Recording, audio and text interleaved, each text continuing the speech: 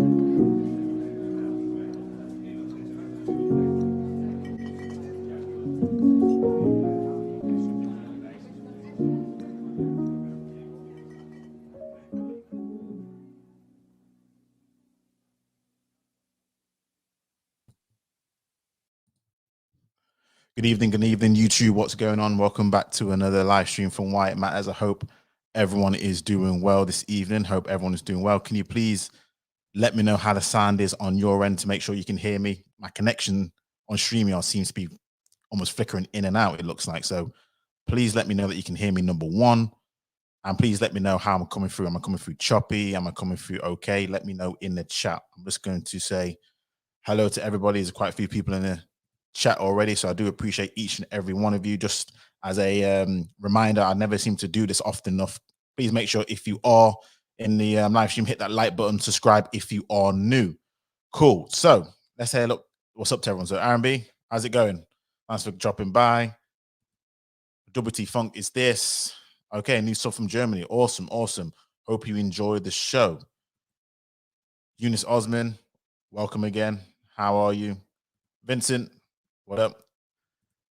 Skittles, man, as always, you always seem to be here for a little while, but no, I appreciate you stopping by and joining, and I hope you having a good time. Hope you've all had a good weekend. I've not spoken to you in a while, so I say a while, but since last week, so I hope you guys are all doing well. Let's go through here again. And Socialite Podcast. How's it going? How are you? The Black Brit, I don't think I've seen you on this channel before, so yeah, hope you enjoy it.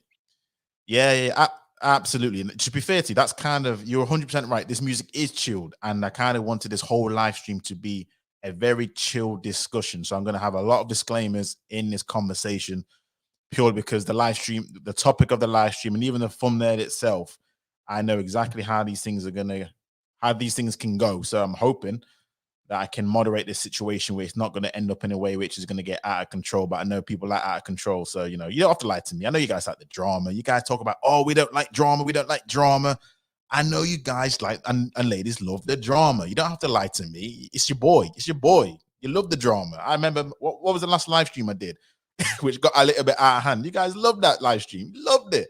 So I know you love the drama. So it's all good. It's all good. It's all good. Joke season. What's up? How's it going? Appreciate you being here. Hope you guys are all doing well. But yep, coming through smooth as always. Love to hear it. Love to hear it. Love to hear it. SA Red Pill, how's it going? Quinton the Knock. I'm sure I'll get your viewpoints on this. So now, the title of the live stream, as you all know, is Can You Be Pro-Black and Date Outside of Your Race? Faith versus Works. Now, this live stream came about after having a conversation with the Duke on his channel. It was a topic called, or the live stream was titled, Why Are Black Men in the West So Emotional, over emotional in comparison to other groups in the West and in comparison to like Black Africans on the continent?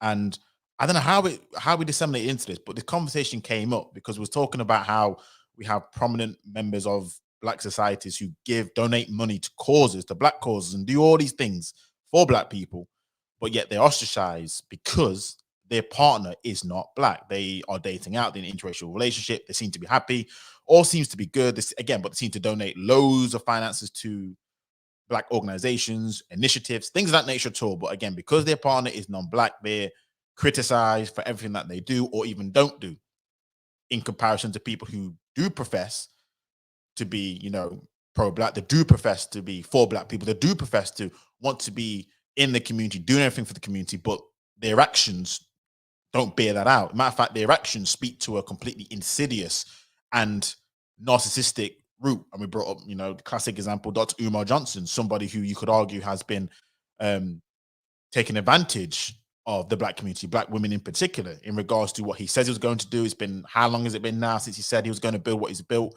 And based on his works alone, he's not lived up to what he's been preaching. He's kind of been a hypocrite. So this is where this topic came about, because the question now is about, not just about can you be pro-Black necessarily, which is, and date out, which is definitely the main topic, but it's about faith versus works. And it comes back to the Bible. Now, anyone who's who reads the Bible, who understands the Bible, the most popular verse in the Bible quoted by believers and non-believers is what? John 3:16. For God so loved the world that he gave his only begotten son, that whosoever believeth in him should not perish but have everlasting life. That's the King James Version. Now, the reason why I reference to that is because this is exactly the kind of reference point, talking points I want to start off with, about how is it just by your faith alone? Because Christians will tell you this, people will tell you this, and other faiths, it's by your faith. It's your faith alone that's going to save you. Not necessarily works. No one, apparently we can't judge people. This is the rhetoric that gets disseminated. You can't judge people. You can only base in, only God knows your heart. This is the kind of things that goes into it. So cool. So I want to kind of bring this conversation to this topic, because can you be pro-black and date outside your race? Is it by your faith? Is it by your belief system? Is it by what you espouse? Is it by what people will say? Yes, this person is pro-black by based on what he says, what he tweets, what he speaks, what he preaches, or is it based on what you actually do, or is it a combination of both? That's the question that we're going to get into. Again, I'm not going to labor too long. I'm going to open up the panel because I want to have your thoughts. I want to have your feelings on the matter. But before we do that, I just want to set the background to this conversation, because when we talk about pro-black, there's not a definitive definition as to what it means to be pro-black. And a lot of it stems from, I call it, the root of his pro-black thinking is Pan-Africanism. So in order to talk about being pro-black and what that means, at least for what I understand, the literature that I've read, what I've listened to, who I've been watching, following, in order to start from what is pro-black and how it's defined, I have to start with the history and the Pan-Africanism, because that's where most of this rhetoric stems from. This is almost like the root branch. And as you know, and as people, I'm just going to again and go for it. I know you've all heard this all before, but Pan-Africanism is the idea that peoples of African descent have common interest and ultimately should be unified. Now, a lot of these Pan-Africanist movements, because there are movements, they take the shape of a lot of political, cultural movements. Now, this is where it gets tricky, because again, when it comes to these movements that start off this way, there's so many different varieties and variations of what Pan-Africanism is, and therefore what it then means to be pro-black. But in its simplest definition, how we understand it is pretty much having a united African nation where people from the continent of Africa and the diasporans, they can all live, they can share their resources. But not only that, again, it goes into a more political atmosphere in terms of how we should be living culturally, socially, how we should respect each other, how we should live with each other, how we move as a force from the outside world. And this is another thing. This is where, once you go down the list of the famous names that have been touted of being Pan-Africanists, this is where things take hold and take shape. And there are a lot of different branches that span off the back of it, because in terms of who's been credited as the almost like father of it, in terms of Pan-Africanism, it was a Trinidad by Henry Sylvester Leonard, if I'm quoting his name right. And then it moves on to different types of names. The common names, the most popular names are guys like Marcus Garvey, Thomas Sankara. I mean, you've got people like Robert McGarvey credited down there, Gaddafi, you got Malcolm X, W.E.B. Du Bois, you got all these people here who all claim to have, I say all claim, but all credited of being stems or branches of Pan-Africanism. Now, again, some of these names, even just by saying them, you can tell, oh, they are quite different in their approach. They're quite different in some of their belief system. And you're 100% right. A lot of them are different in some of their belief systems. So there's never this one collective group thinking when it comes to what is to be pro-black, because to what it means to be Pan-Africanism, even that has many stems. And pro-black stems from a lot of these Pan-Africanist thoughts in regards to being united as a people, in regards to their social and political climate, what it means as a united group of people, how it means to move forward. We look at a lot of the literature. I mean, I've read books from Marcus Garvey's The Philosophies and Opinions of Marcus Garvey, or Africa for the Africans. We watch a lot of these books that I've not read in a long time, which I need to refresh my memory on. There's a lot of different viewpoints when it comes to this, and particularly when it comes to this topic of interracial dating, because if I take Marcus Garvey as an example, he's of the viewpoint that he does not believe that, he calls it miscegenation or interracial dating, or dating out, breeding with a person of another race or a different ethnic group, or another race, let's be fair. That's something that should not be allowed in any of these sectors. When he did his movement, he was staunch on this issue.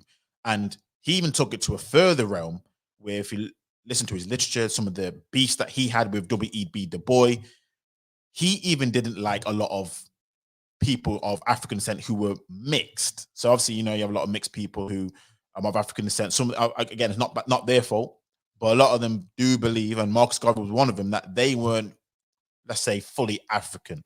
So he didn't believe that people of that ilk could fly the flag in the same way as like a Marcus Garvey, because Marcus Garvey was dark-skinned. W.E.B. Du Bois, he was not dark-skinned. He was a light-skinned. He was a mulatto. That's what they called it back in the day. So there's always been conflict way, way, way, way back in the day, talking about being pro-black, talking about who should be for our people, talk about how we should go about things in regards to this situation. So I can imagine that this topic is, it's not going to be no cut and dry. I already know what's going to happen in terms of what people believe in. It's going to be very different, but that's fine. That's welcomed. Excuse me. That's fine. I understand it. I respect it. So each and everyone has a different opinion. Think about it. If people had a different viewpoint back then, when you could easily say there was under so much subjugation, under colonization, segregation, then just imagine what we are thinking now in 2021. So I'm not with this, monolithic viewpoint. I'm with this whole idea of people have different views. I respect that. But the reason why I wanted to bring that up, and the reason why I wanted to sort of set the history and the tone to it, is just to let you know that this is kind of how this pro-black thought came into be. Now, again, once we move into the 20th century, we've got the 1960s, the 50s, you really had a lot more pro-black movements, particularly in the West. A lot of these things were Western hemisphere led. But when we get into the 50s and the 60s, this is where a lot of it stemmed in the United States. We had a lot of the Black Power movements, the Black liberation movements, which came over here. You also had, again, the Black Panthers. And this is where a lot more radical thinking came into place when it comes to Black Power and when it comes to Black nationalism. You could argue it was almost a counter to, I won't say the KKK, but in terms of its viewpoints and its ideologies, it was very, very, very, again, Black nationalistic, Black separatist. It was almost, it was very, very, very hard, staunch, a left ideological viewpoint. Because a lot of these, again, these Black movements, these Black Power movements, these Pan-Africanist movements, they're very political in nature. If you study the history of it, if you read the literature on it, a lot of these aren't just about just a concept, a theory. A lot of these things had tangible political ideologies behind it, which if they got in power, if they could mobilize as they wanted to, or keep the mobilization, because again, Marcus Garvey, he was the most successful so far Pan-Africanist leader who be able to mobilize so many groups of Africans in order to go back to the continent of Africa and set up their own Black state. But a lot of this is politically driven. It's not just about an ideology. So you can imagine just how harsh it was back in those days. Again, they were under a lot of oppression. So you can just imagine the viewpoints. But that's how it stemmed to the 21st or the 20th century in the 50s and the 60s. And to be fair, a lot of that has died down in terms of a lot of the harsh nationalist viewpoint, because a lot of it was not just about for African people and building up our wealth, building up our nations, almost returning a lot of people back to their lands that they were stolen from, a lot of the lands that they come from because they didn't know where they were as a people. They wanted to reunite with the people and basically create a one nation state in Africa. That was kind of the ideology around a lot of these pro-Black movements, Pan-Africanism. But I will say this, especially as we can move on to in a 2020s, 21st century, and those kind of things, is that a lot of things have moved on in terms of a lot of people who classify themselves as pro-Black, Black first, aren't necessarily Pan-Africanists. So this is where, again, it has a bit of a separation. So a lot of people believe they can be pro-Black, but not have to be Pan-Africanist, and vice versa. So I also want to understand from your viewpoint, from the panel, what do you view as being pro-Black? How do you see it? Do you see it in the same way as some of the elders did when it comes to Marcus Garvey, W.E.B. Du Bois? Do you see it like that? Or do you see it as a completely different viewpoint? Because again, all things evolve, all things change from political movements. And even when it comes to a lot of these, again, pro-Black groups, they were very left. They're very left center, very far left, extreme left. I think even like Maya Angelou, if you look at her history, she's a very, very famous civil rights movement leader over in the US. And there's a lot of links to like Marxism, a lot of links to a lot of extreme far left ideologies.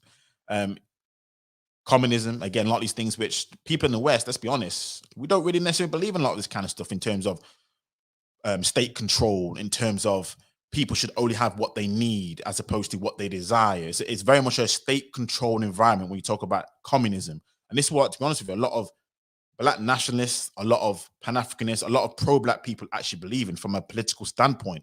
A lot of people believe that, again, because there's so much resources in Africa, like Gaddafi, for example, he wanted a united Africa, fair enough.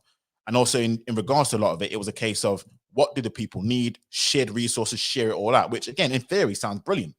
When you're younger, you're thinking, yeah, let's share the resources. Let's make sure that everybody has exactly what they need, not according to their desire. But again, when it comes to in real life and real work, It's not necessarily fear people see it as. It's not fear that I work my backside off. I only have, maybe a wife and 2 kids. Somebody hasn't worked a day in their life, has about 10 kids, gets a massive mansion because their need is greater.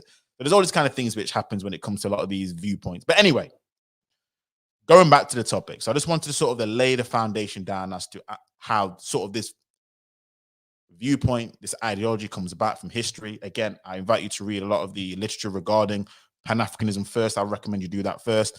And then it splinters. It all splinters down into some more aggressive Black nationalists, some less aggressive. And this, again, you had so many, again, back in those days, you had so many different arguments, disputes over who should be the leader, what it means to be pro-Black. And even this topic of, can you date outside of your race and be pro-Black? And again, a lot of leaders do not believe in this. They don't believe in this because a lot of it is not just about for Black people. A lot of it is because, let's be honest, it was the rejection of Eurocentric beauty, Eurocentric viewpoint, and a Eurocentric way of life. And one of the main things, especially in the 60s, you had a lot of the natural beauties, the Afro hair. They didn't want, because beforehand it was trying to relax the hair to look like more European. But there's like, no, we value ourselves, we value our people, we value our men, how they are, we value our sisters the way that they are. We believe that Black is beautiful. I mean, I remember growing up even 20 odd years ago, growing up, and a lot of things were about Black is beautiful, Black is this, that is the case. And that is a lot of things what happens with these pro-Black movements, which is why a lot of them do not believe that you can be pro-Black and date outside of your race. Because again, it's not just about saying we're helping Black people, it's about your whole walk of life in terms of what you believe, what you eat, where you shop, and most certainly who you decide to procreate with. Because again, in order to build a community, in order to build a family structure, in order to build an economic base, that's what in the olden times, marriage was based on economics and power. A lot of these things about love nowadays, it's a new concept, this love, or I'd even say a poor concept. So even back in the day, Europeans, particularly kings and queens and stuff, they would marry to consolidate kingdoms. They would marry for lineage. They would marry for economic power. It's not just about love. It's about heirs, legacies, and for certain, race comes a part of that. Europeans, you look at the royal family. If you look at their lines, a lot of them will talk about how they, got Germanic blood in their bodies, but also the fact of a lot of them used to marry their cousins. And the reason why is because they wanted to keep that bloodline pure. Now, again, we can say in this, 2021, that sounds ridiculous, but these are the sort of thinking patterns that happened and still exist to this day. May not be on that sort of level where we're keeping it well in the family, but you can imagine they still want to expand it by saying we still want to keep this race white or pure, however you wanted to substitute in the word. This is why, again, people believe Meghan Markle, now she's in the royal family, she got so much heat. And we've heard the comments that a lot of people in the royal family have made, or the unnamed person has made, about whether the baby's going to come out, what shade of skin. Because let's be honest, if you're really going to go down a lot of line of what the old view thinking points were, they wanted to know exactly, how Black is this baby going to be on the outside, because they may believe we want to keep our line pure. So this is where, again, when it comes to these sort of pro-Black movements, it's not necessarily just about Black people. It's about a rejection as well of a lot of European powers, a lot of European centric viewpoints, their lifestyle, everything, eating, everything. But again, that depends on how harsh your viewpoint is on the word when it comes to pro-Black. So that's kind of the basis, the backline in regards to this topic. And what I'm going to do in a minute, I'm going to open up the panel. I want to get your viewpoint on this to see whether you actually do agree with this. I'm going to give my viewpoints right now before I do. But ultimately, no, I do not believe you can be pro-Black and date outside of your race. Now, the reason why I say that is because, as beforehand, it's more than just espousing your belief system. So this is where a lot of people have got confused. I say confused, but a lot of people, I say confused. So if we take the example of Stormzy, Lewis Hamilton, Ashley Banjo, these are people who, particularly over the last sort of few years, they've come out in support of a lot of Black movements. Now, I'm not saying that they are pro-Black. I'm not saying that at all. But they come out in support of a lot of Black movements. And this is another thing which kind of confuses people. And this is why I want to get your viewpoint on this, because you can do this. You can support movements or initiatives or people, but does that make you pro that person? See, for me, to be pro is more about what you necessarily support. And again, I'm not saying it's a bad thing. This is the next thing.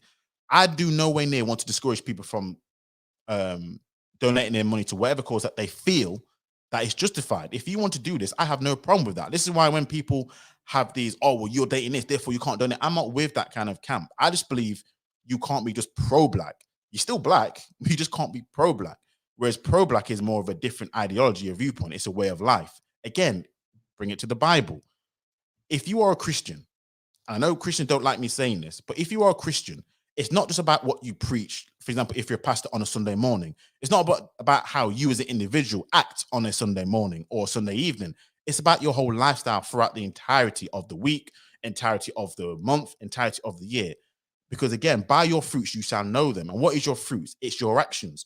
So it's okay saying, I believe in this, I believe in that, I believe in this. That's fine. But ultimately, you are judged based on your actions. And if you choose to go down a certain route, whatever religious route, whatever movement route that you decide to go down, no one forces you to do this. But if you do, there are certain things which, for me personally, that I believe you should hold yourself up to a higher account. I'm not saying you have to be judgmental. I'm not saying you have to be that kind of stuff, but I'm just saying there's certain things which you as an individual, you have to sort of adhere to. And this is why a lot of movements, in my humble opinion, they don't have the leg to stand on. They don't have the, what's the word? Credibility. You know the reason why? It's not because of what they espouse, it's because of what they do. Give you a clear example. During the BLM movements, what were people saying about black folks? What were they saying? Black people complaining about their mistreatment by whites. Whites are stopping and searching them for more often than not. White, they were getting stereotyped, they were getting this, they were getting that. And white people were saying, and even a lot of black people were saying the same thing. Well, hold on a second. It's because of your actions. It's because when we look at the knife crime, we look at the statistics, your actions are telling me something different. How can you say Black Lives Matter, but yet you don't seem to hold that viewpoint to your own kin? It's only when it comes to another race of people who seem to do something to you, then all of a sudden BLM is kicking straight into a force. All of a sudden now you want this whole marching. All of a sudden now you want this whole, well, hold on a second, we're getting disproportionately targeted. But hold on a second, your actions. This is the thing where a lot of people get sick and tired of the rhetoric, not because the rhetoric may not be true, but because cause and effect. Your actions have determined a lot of the effects that take place. And this is the same thing when it comes to these movements. These things are based on your credibility. Again, we'll go back to Dr. Umar Johnson. We all know the reason why he lacks credibility, not necessarily because of what he preaches or espouses, but because, especially in black men's eyes at least, because for some reason black women seem to still support him. I don't know what they're thinking about, but black men are looking at this guy and thinking, this guy is a false suit. He's a fake suit. Why? Because his actions don't align with his viewpoint. That is the key. After a certain while, in any aspect of your life, your words can only get you so far. It's by your actions. Like in a relationship, there's only so far you can get with someone says, oh, I love you, I do this, I do all that kind of stuff, and yet their actions are completely opposed to that fact.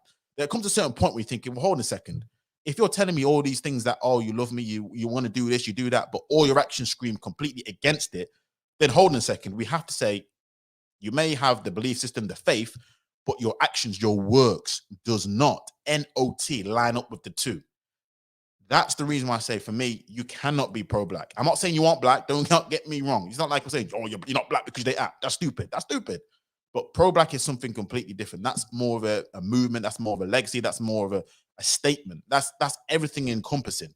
So this is what I mean when I say you can't be. And the reason why is because, again, you lose credibility. You just do. As a person, when you preach these things and you do something different, it's saying like in politics right now, we always hear of the whole champagne socialist, where you have all these people talking about, oh, we need people to cut back on this, we need people to do this, especially these eco warriors. And this is why I had a problem with Lewis Hamilton about his belief system, because this is a guy who was preaching about environmentally friendly and preaching all this kind of carbon footprint. Yet this guy was swanning away in private jets. This guy he races in Formula 1 for a living, which is so much negative carbon footprint, but because he has the finances to do else thing, to do like carbon, to make sure he's carbon negative. I'm like, well, hold on a second, there's a bit of a confliction here. If you're saying you want to be for the environment, if you're saying you want to be for this, cool, then I'll respect you more if you quit Formula 1, if you Stop flying around like he used to. I mean, he got rid of his private jet because, that was bad PR, bad optics. But still, this is the problem. It was by his works that people were calling him out. It was not by his belief system. They used what he was doing to counter his belief system, his faith, his work, his words, because they saw him as what? A hypocrite.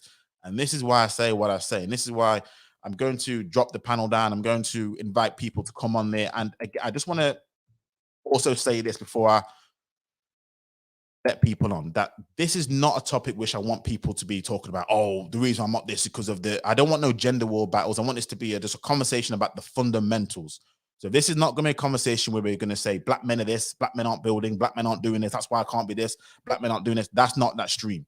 Likewise, this isn't a stream where we talk about black women aren't this, black women aren't feminine, that's not this stream. That's a completely different topic. This topic is just about the fundamentals of the belief system versus the works. Can you be pro-black and data, in your humble opinion? Is it by your faith or is it by your works, your actions? Because again, I've not talked about this really, or I did briefly gloss over it, talk about it. The other side of it, when you have people like, again, Stormzy, even Lewis Hamilton, he set up initiatives for black folks or people of ethnic minorities, if you will. These people have donated loads and loads and loads and loads of finances. Now, would you still class them as being pro-black? Would you still ingratiate them in the movement? How would you handle that sort of stuff? Because this is another thing which is quite interesting. How do you handle people who, for all intents and purposes, they are with the struggle, they are with the fight, as we say, but yet and still, you could argue that that is not something which, again, aligns with the belief system 100%. Is there any leeway? And this seems to be a conversation that keeps going on and on and on and on and on in regards to, can you be pro-black? Can you date out? Because these people do wonderful things for the community, and they do. Let's be honest, they do. They do a lot more things, it seems, than people who profess the faith, which is always so interesting. It's kind of like a funny thing when you look at all these people who do so much things, and yet and still, you think it's that one little thing, and people just completely go off on them, and yet they donate money. They send people through to universities. I mean, Stormzy, he's partnered up with Oxford, in which he's sending black kids to Oxford. I mean, I don't know, correct me if I'm wrong, chat, I don't know of any pro-black movement on the UK knee shores which have done like what Stormzy has done, in which they're partnered up with Oxford or partnered up with any red brick universities in order for them to go through. So sometimes there are conversations to have about, well, hold on a second, these people have done fantastic things for the community. Surely that's the thing which we should be celebrating. Surely that's something that we should be putting up there. I don't know. Let me know what your thoughts are. But I've put the link in the chat. I think I've pinned it. I should have pinned it. Yeah, there we go. So I've pinned the link in the chat. So the chat's open. So I'm happy for you all to come in here, because I've been listening to quite a few live streams, or let's say YouTube videos about this topic. And there was an interesting sort of conversation that ensued, which got me thinking. And that is, can you be pro-black and live in a non-black country? Because we talk about this stuff, because part of being pro-black as well is not just about your viewpoint, again, about your works. And a lot of that is about who you shop with. Some people think it's who you live with, in what community, where you reside. All these things, how you dress, again, where you buy your clothes from. Every single little part of your being is all about being pro-black. Now, it doesn't mean you're anti-white, which is another thing, but it's all about being pro-black. So a question came up, and this is where I really wanted to get your viewpoint on some of this stuff about, can you be pro-black and live in a non-black country? Now, we cannot control where you're born into. That's just, it is what it is. If you're born in a situation, in a community, in a family, you can't control that. There's no way near you can say, you know what, mum, you know what, dad, why am I born here? Why did you move me here when I was young? You can't control that. It just is what it is. Now, the question is, once you're not initiated, once you're not in the faith, once you're not in the belief, the question is, should you actually stay?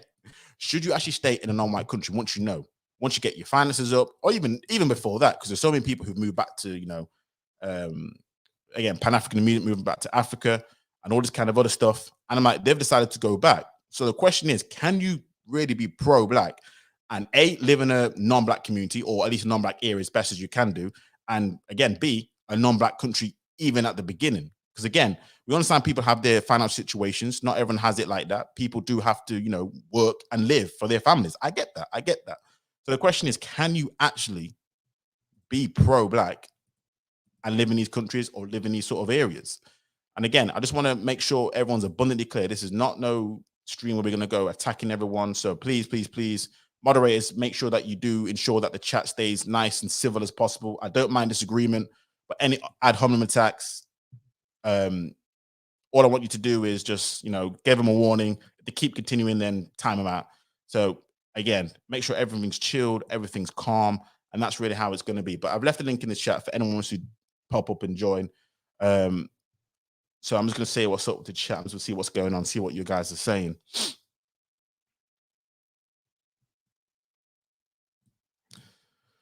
All right.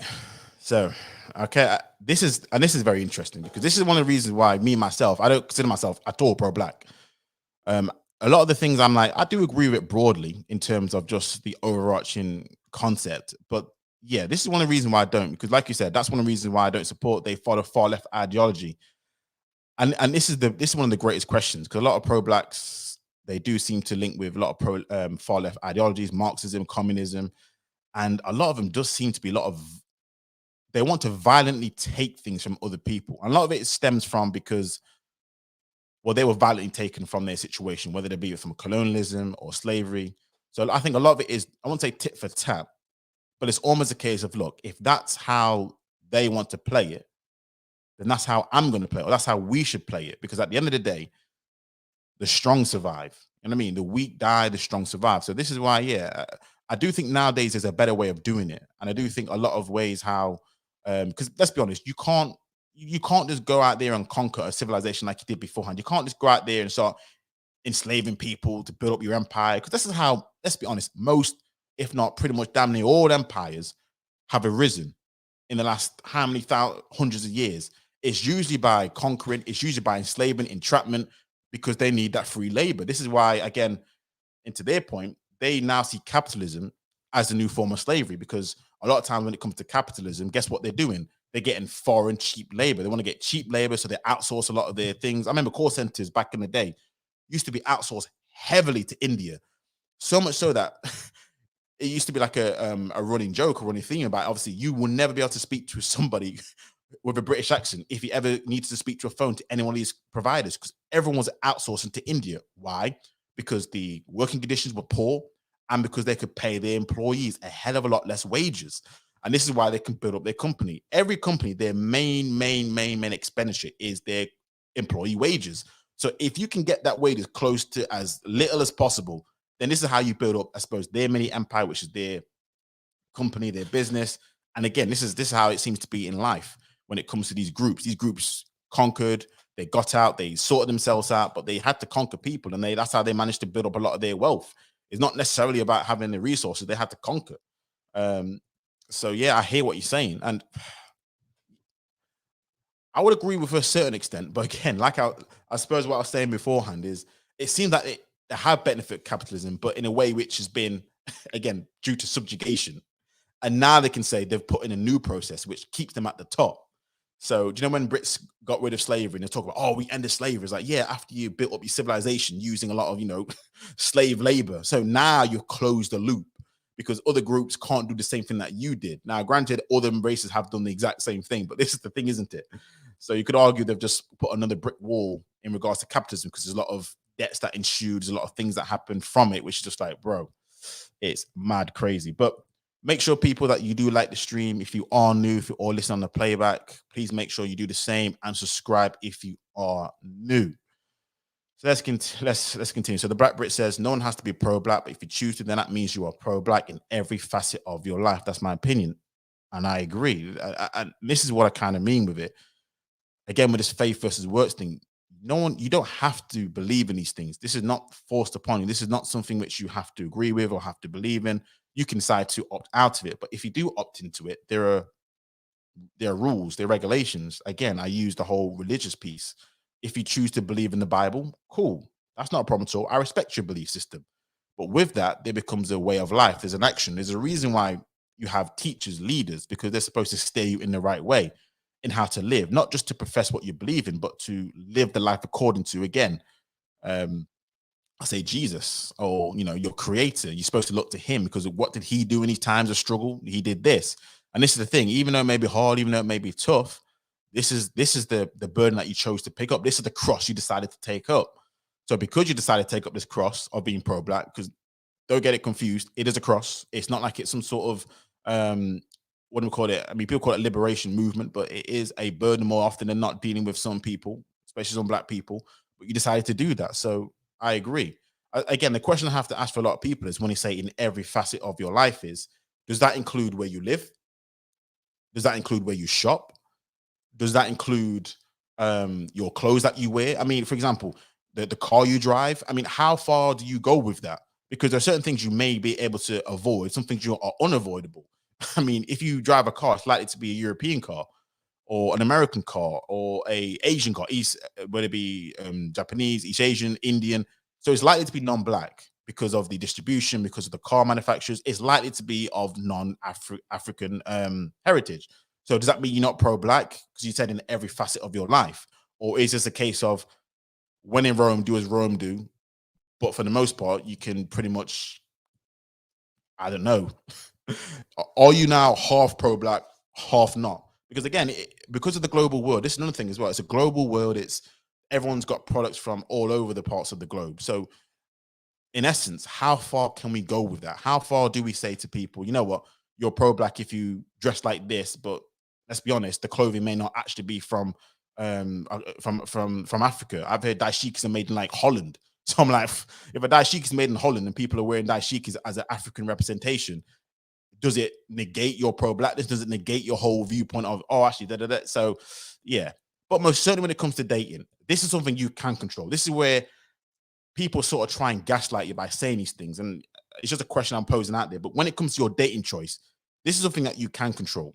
This is something that you can actually go out and seek and say, this is who you're going to spend your rest of your life with, or whatever, whatever, whatever. So when it comes to this conversation about dating out, this is where there are only certain things you can control with your own actions. There's certain things you cannot control. The things you can control, that's where I hold you at most responsibility for. You can't control where some of these products are sourced. You cannot control where some of these day-to-day products are made. You cannot control these things. You can try and correct it. And this is why a lot of movements came together. But when it comes to dating now, that's something you can control. That's something that you willingly decide to go out there. You decided to pick that person or accept that person. You put your penis in that side of that person. You open your legs to that person. That's exactly what you decided to do. So when it comes to that dating piece, I do not buy this whole notion of people gaslighting, people saying, oh, well, if you can't work, or if you're in a white country, you can't be pro-white, that means I can absolutely date whoever. No. They're two separate things. There are things you can control, things you cannot control. And the things you can control, dating, miss me with that. But that's my humble opinion. That's what I hold in regards to the whole pro-black piece. So, yeah, right. So a couple people jumped on. Ozzy, I think you came on first. I'll say you, man. How's it going? I'm doing good. How about you? Yeah, all good, man. It's all live. It's all live. That's great. So I suppose the first question I want to kind of ask is, do you consider yourself as pro-black? No. Okay. And the title live stream, do you think you can be pro-black and date outside? Could you say again, please? Sorry, do you think you can be pro-black and date outside your race? That question has been, mentioned many occasions by numerous people, on the YouTube sector. But I think that for me, I find it to be quite strange if somebody, if let's just say a man that says, I'm pro-black and all that, and he talks, he reps about it, he speaks about it, and he makes so much references about being pro-black and all that, and and he talks about the benefits and stuff like that, and so on and so forth, and lifestyle and all that, and then he ends up having a partner that is non-black. I find it to be quite strange, to be honest. I think usually people that do that, I think that they are people that do in an ostentatious way, trying to get validation and all that. Which is quite narcissistic in a way, and to be honest, people that do it in a narcissistic way, like being ostentatious and all that, I think it might goes to show perhaps they want to fill a gap that is that appears to be quite deficient. Oh, hold on one sec. Do you when you say that a gap? Yeah. Do you mean in terms of their blackness? In terms of they feel as if they need to represent because they've dated out? Is that how you? What do you mean by the gap? That's interesting when you said that. Well, it has to do with the fact that he's trying to overdo it, like in ostentatious manner. He says all those type of stuff and all that. He says the right things and all that, but in reality, he probably doesn't. It's sort of like somebody, it's sort of like In-Betweeners. Like, do remember like In-Betweeners? Do you have Jane that he talks about, sex and all that, and he talks about all those weird stuff and all that, but deep down, you always think to yourself, he probably didn't do it. Yeah. It's sort of He like that. always Like, guys. Yeah. So, yeah, but let me ask this then. What about people who do things again for Black folks and for Black movements, like they yeah. donate money? I use the example of Stormzy. So, Stormzy example of a person who's donated back to the community. He's spoke with Oxford University and he set up an initiative to help more Black graduates get into Oxford University. And would you suggest someone like that, even if they've dated someone who's non-Black or people would consider them non-Black or non-African descent, if you like, would you consider them because they've done things like that? Not necessarily just taught the talk, but you could say walk the walk. That's a very interesting statement, to be honest. Yeah, he probably have donated money, allocated money to to young Black people to get into one of the most prestigious institutions in our country, like the University of Cambridge or the University of Oxford. But I think that people that would just by that, okay, people think, well, hold on a minute, he's pro-Black and all that, he exclusively, I think that's I think it's for exclusive. I think it's exclusively for young Black people and all that. But when you're looking at his his dating choices and all that, I think that people wouldn't say that he is pro-Black. Okay. I think that probably, I don't know, maybe he's he's doing it out of out of the fact that it might be a genuine feeling behind the fact that he wants to set up a scheme for young Black people in order to get into Cambridge or Oxford. But I think that when you're looking at his lifestyle and when you're looking at his actual its actual actions when it comes to helping people, all that, they're two different things. Just by looking at his dating choices, for the last couple of years or so, I don't think he is though. You have to remember that Stormzy is in a generation that is pretty much on the borderline between millennial and Generation Z. It's literally on the borderline, and and that generation, there's a high emphasis on women. They tend to emphasize on what they desire in terms of the appearance of the women or not that they like, and just by even just by that, and we're looking at the potentially the dating choice that he has so far, I believe the girlfriend that he has previously was my drama. I don't know his new girlfriend or anything like that, but just by seeing that, yeah, I don't think he's pro-Black at all. Cool. No. I mean, I want to get into sort of the offspring, the children as well, because that's another interesting thing I wanted to bring up. I didn't bring up as well, but I'm going to get back to kind of on that as well. Ozzy, SA Red Pill, welcome. How are you? Can you hear me? Hey, what's up, boy, man? What's up? All good, man. All good. So, I don't know how much you've caught of the stream at all, but I'm assuming you've caught enough of it to get a gist. Question is, yeah. Look So, at the profile picture. I've seen. So I kind of asked the question. And do you think you can be pro-Black and date outside of your race? Then do you think that's something you can be? Yeah. Okay. I want to ask this question. Define pro-black, or at least in general, because like I feel like a lot of people have like different definition of pro-blackness. Like, isn't, or listen, my definition before you go on is helping the so-called black race progress in life, right? So is that what you're asking? Can you be pro-black and date outside your race? Is that what you're asking? Yes, that is what I'm asking. Now, you're right. People have different definitions. I mean, I went through sort of Pan-Africanism because that's where a lot of pro-black viewpoints come from. And you are right, people have different viewpoints, but a lot of it is to do with not just helping the black race. It goes into political viewpoints, setting up a one nation state, how it even goes into interracial miscegenation, depending on who you believe. A lot of it is about, yes, helping the black race from a social, political, and economic sound base. So you're right, it is about helping black people when it goes into so many different viewpoints.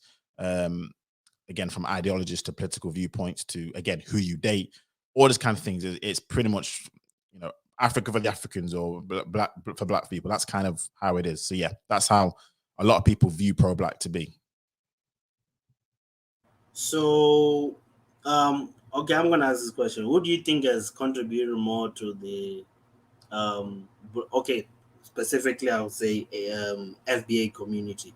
This guy on my profile picture or Dr. Uma? I suppose you picked an interesting one, haven't you? Because how do you define impact? So here's what I mean. For example, some people would say a lot of people have impacted me in terms of they've woken me up. You've heard this expression a lot, I've assumed. They've woken me from my sleep. I'm now conscious. So how do you measure that in comparison to somebody making a donation? So it's very it's very, how do you measure that? So it's easy to say, Yeah, but okay, you measure this by the fact that that donation is actually okay. It's not. It's a donation, but to what? Right? Like, there's even that part. Like, those guys now have like degrees they can now use to get jobs. Like, he really help them for their lifespan, right? He really help them for what comes after. A speech from Julius Malema, for example, or Dr. Uma, like, it's just a speech of trauma bonding and victimhood. And at the end of the day, it helps no one, right? And the sad part is, the really sad part is, both. I don't know if you know who Julius Malema is. I'd say he's like yep, I'm aware of him. the Uma of, the Uma of, at least now the one with the political part. This guy on the profile picture, he has literally created a company that employs black people, that puts black people, at least certain private equity people, somewhere in life. You know what I mean? Compared to people making speeches all day, right? And you probably be called a coon or sellout or whatever. And I'm just saying, like, spectators for most part contribute nothing to the black community, I right? hear, They yeah, contribute. I hear They what you say. contribute nothing. I hear what Oh, you say, but I suppose some of the greatest concept or ideologies are still known to this day. Again, Marcus Garvey, he's been dead. How long has he been now? And his movement, I suppose he did tangibly do something, but a lot of people who had speeches, papers, researchers, they impacted people a hell of a lot as well. Again, I know what you're saying. He actually set up something that's helped black people. You can physically see it, but like religion, if a preacher just preaches to you and he causes you to have a conviction in your soul, how do you measure that? And this is what a lot of things happen. It causes a conviction in your soul. How do you measure that? How do you say to him, well, you've not helped me as much as somebody who's given me, let's say, I don't know, £1 million? You know what I mean? It's like, how do you, if someone's consciously woke you up into a different way of life, can you view it in the same way somebody giving you money? Some people can, some people can't. It's tricky. But I know what you're saying. But it's an easy way of using it, isn't it? It's an easy way of comparing. yeah. But no, What do you we'll want come me back to to comment on? For, I was gonna say that also the fact that, okay, I want to dig more into the pro blacks, as in most pro blacks. If you do notice, I think most pro blacks just fake it to make it. And I'm not like targeting anyone specifically, but there are a lot of pro blacks out there that, I mean, not pro blacks, but at least spectator pro blacks in that sense, who just fake it to the make. Like, they say things just so they have revenue coming in, right? There's even that part that I feel like a lot of people never like. I can tell you a good story as long as I know you're gonna pay me, right? I can tell everyone. I can tell a good story that will last for ages as long as it pays me first. Whereas with him, he actually does something that really pays him back. So there's even that part that No, you're 100% right. And I'll say this: every movement that has a lot of what's the word? That's big. There will always be people trying to come in just because they want to get their bread. Religion is a classic example. You know how many fakers there are in religion who just use this as a tool to get whatever they want to get in terms of finances, women, men, whatever it is. I'm telling you, whatever the industry is, wherever there's money to be made, there's true people and there's for certain fakes in there. So yeah, no, definitely not all. I'm not saying all. Oh no, I know what you're So, saying. Yeah, I agree. But I just want to put that out there for context. Botep, how's it going? Yeah, what's going on? Yeah, all good, man. So Go ahead. I was gonna say I don't know how much you've caught of the stream, but I know you know the topic. So what are your thoughts? Yeah, I got the gist of it. No, I think it's possible. Okay. It's possible. I think from a tangible perspective, right? Maybe not from the just rhetoric, like you married to a white woman, right? And you just, like I call like the hotep babbling, pro-blackity black, right? Yep. Talk. You into that? Not that really, aspect of it, then it may be a contradiction, right? Like you can't love black people that much and you laid up with a white woman, right? But you could be pro-black and from a tangible perspective have a white wife and you give back, you contribute and you help and you direct your resources to the black community. I mean, nobody can take your pro-blackness from you. It's like I don't know about the Stormzy what with him, but I know like in America you got the somebody named Robert Smith, right? I don't know how familiar y'all are with him, but he has a white wife, but he paid off. I posted him. Right. But he got a white wife and he paid off the whole graduating class. I think that was like a 2019, 2020, a Morehouse. Yep. You know what I mean? And he's donated millions of dollars to African-American museums, all type of stuff. You know what I mean? So he put his money where his mouth is and he support anything black, you know what I mean, for the community, but he got a white wife. And I don't think like his commitment to the black community could be questioned just because of his wife. And this is one of the things I wanted to I got into about your faith versus your works. And because again, I think doing a good thing for people is a good thing. You can't deny that. So what he did for the students of Morehouse that year and what he continues to do, from what I understand or what you're telling me, no one can dispute that. I suppose, does that necessarily make you pro-black, or does it just make you care for black people? Because you can care for black people like you care for white people. I know people who care for white people, and they're not necessarily pro-white, but they're not anti. I don't know. Do you not see? My question then to you is, how do you define pro-black then?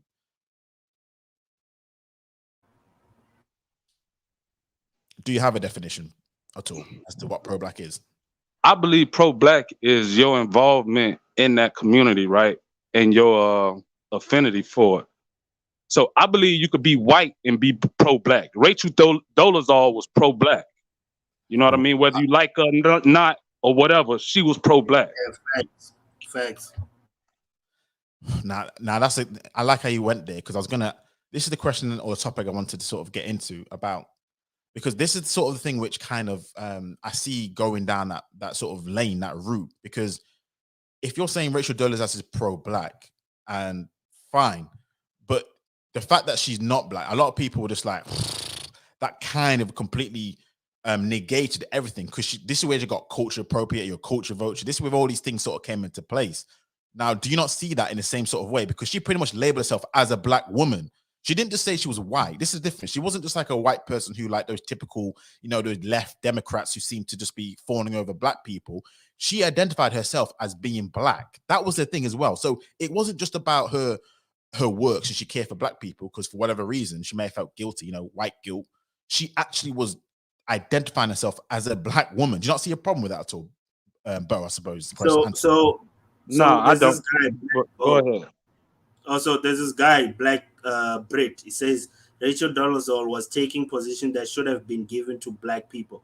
My question to that guy is are those black people doing a better job, than Rachel. You know what I mean? Because it's almost like I remember this one YouTuber was saying that the problem with her is that she helped more black men and than anyone ever did. No, compared to black women, she helped more black males compared to black women, and that's why a lot of people were really on her throat. Because if she did the same thing, if she was in that position and she probably did more for black women, she would never really could have gotten that much hit. So I think what also played a part in her. I get your whole like, yes, maybe she shouldn't have called herself, you know, a black woman. I don't know why she did that, but for sure she did more for the black race than most of this brackety black pro-blacks. So I think Botek was saying. but I get that. But again, and this is where I suppose this whole conversation about faith versus works, does that make you pro-black though? Because you do these things, you know what I mean? But sorry, Bo. Yeah. You goddamn right. Yeah, so you put your money where you put your money where your mouth is. You know what I'm saying? Yeah, that makes you pro-black.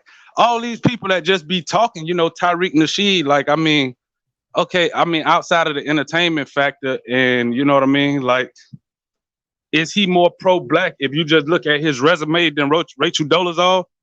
Because to be pro-black, you're not really looking for like what he does, right? He monetizes it. So you got to keep that in context. I mean, a lot of people do a lot for the black community or whatever and don't want no reward, don't want recognition, don't want any type of, you know what I mean? So I guess it's what you consider to be pro-black. And I believe you could be I've seen people that's not black who's pro-black. You know what I mean?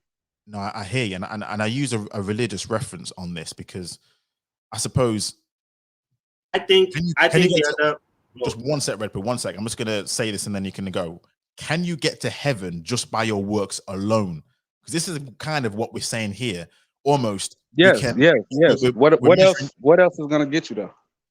Well, again, I referenced the most famous Bible scripture quoted by, I believe, is John 3:16. For God so loved the world that he gave his only begotten son, that whoever believeth on him shall not perish and have everlasting life. So it's like a combination of the two.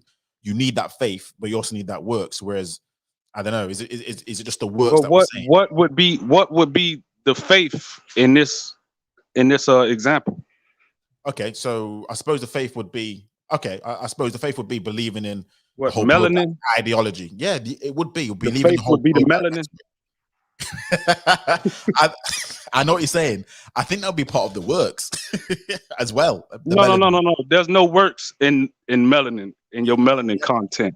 True. But she's just completely not. You know what I mean? She was just not a black woman. You know what I mean? So it was a situation where, yeah, you can do good things for people, but just to be pro-black, you would accept it just the same way as a black woman or a black man doing all the same things. Yeah. You got to look at the resume. You know what I mean? That's fair. If we talking about, you got niggas who just talk shit all day on YouTube panels, that blackity black hotep bullshit. I mean, that make them pro-black, more pro-black than she is, and she actually like invests her time and resources and.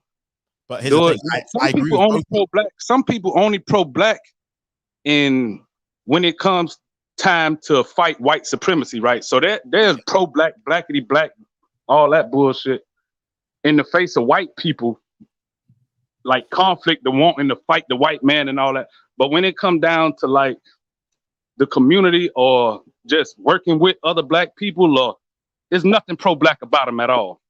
And I agree. And this is where I was saying, don't get me wrong, they're wrong as well. They're not pro-black. So you have the hypocrites. They're the hypocrites. They're the ones who preach what they want to preach. And a lot of it's only because it's in season. A lot of times these things come in season. There'll be some sort of tragic event, and then it's in season to preach this sort of stuff. I agree. They're just trend, just follow the trend. So I agree. But I don't know whether that sort of. I don't even believe it's a trend. I just think that they're only pro-black in the face of conflict. So right. If it's a conflict, if a white person do something, they ready to fight. They ready to fight. But once that fight is over with the white person and they come back, or it's time to return to the black community or whatever, half of them won't even come back. You know what I mean? Mm-hmm. Half of them won't come back. And when they do come back, they're not even thinking about, it's all about them and what they got going on. They're not even thinking about no black community or only when it's time to fight white supremacy would they pretend to be pro-black. Yeah, Does that pro-black shit even come into play? To be fair, yeah. And again, like I said, it's not like I agree what they do anyway. And I think a lot of the reason why they do that is because a lot of these movements are spawned off the back of conflict or spawned off the back of, again, trauma. And it's always like a fight in regards to, I was talking about, it's a rejection of, Eurocentric style of thinking, culture, beauty, everything. It's like a fight, an attack on the European powers that be. And they just seem to take just that fight as opposed to economics, helping your fellow brother and sister, that kind of low-level stuff, which I believe, sometimes I think we get caught up on resume, CV, who's done the most here, who's done the most there. Some people can't do that. Let's be honest, not everyone can do what Robert F. Smith can do. Not everyone can do what some of these people do. Sometimes I think you just have a responsibility. Not on the same scale. Exactly. Not on the same scale, but you can do something. But you can do your part. You could go coach football on, on the weekends at an Optimist club. You can do something. But again, and some people won't do nothing. They'll tell you they won't do nothing. You know what I mean? No, There's people now in your comment section that'll tell you I won't do shit for black people. You know what I mean? Yeah, I get you. Until it becomes an issue of racism and white supremacy, now we need to unite. Yeah, I hear you, but I hear you. So, want to get to this part now, because once you've now accepted that pro-black people can date out and they have their kids aren't going to resemble, I suppose, the stereotypical Afro features, the black features that we would have accustomed to. Now, do you not see a bit of a replacement situation that may take place, where you're going to have a group of, I suppose, pro-black Afrocentric people, but their lines are going to be pretty much non-black? Do you not see that as a bit of a conflict in your thinking, or pro-blackness? It's not. I believe that that's an individual. That's their individual. You know what I mean? Situation. But hear me out. I don't claim all. I don't believe biracials are black. Personally, I think they're their own. Like in South Africa, they're their own classification, right? But check this out, Bo. So using the example of Rachel Dolezal, who she's not black, but she's pro-black. So okay, if you can say she's pro-black, and you pretty much, right, these biracials can say the same thing, date whoever they want to, and you see how it. But they gotta, you know what I mean? But if their resume, I'm not saying that I don't believe you can be biracial and be pro-black. You can. I've said it's down to the individual. All biracials' experiences and upbringing aren't the same. You know what I mean? You got biracials that grow up in an entirely black community. Their whole identity is framed around blackness. Like one of their parents just happened to be white, and they might not even be that connected with that side of the family. Yeah, you know what I mean? I suppose then you might have another biracial who grew up eating fish and chips, and they're entitled, and all they know is just white culture. You know, they just have a darker hue. You know what I mean? So I believe it's an individual. You got to judge that on an individual basis. I don't think there's a blanket blackness when it comes to biracial. There's not a you know what I mean? They're all not the same. So I judge them on a case-by-case basis. But I suppose it's more of a question of, do you not see there's kind of a conflict between, if you're pro-black, you're really meant to be for, again, you kind of reject European-centric viewpoint. Again, back in the 60s, it was about Afro hair. It was about all these things. And do you not see a little bit of, you can pretty much have a European white group and accept them the same way as a pro-black group? So you've pretty much wiped out your own, I'm not gonna say extinct your own race. How is that? How do you accept them the same way? But I don't see, when you're saying a pro-white group, like what pro-white group did I just what are you talking about? So let's take this. So say you're married to a white woman, you have a child that's biracial. Right. Your biracial child still is, you say you believe her to be pro-black because of what she does or he does, but that biracial child marries a white person. They have a child, and it continues and continues, because we've now said, okay, well then that's on them. But but that's not just going to be limited to that person. That might be, let's say, listen, you can have a fully black child, fully a black mother and a black father, fully black, but a complete Oreo. And he'll go off to marry a white woman in the same pattern to continue. And he'll be less black. Your black child will be less black than that biracial child, because he grew up a totally white existence. with no connection to any black community or any black identity, but he's fully melanated.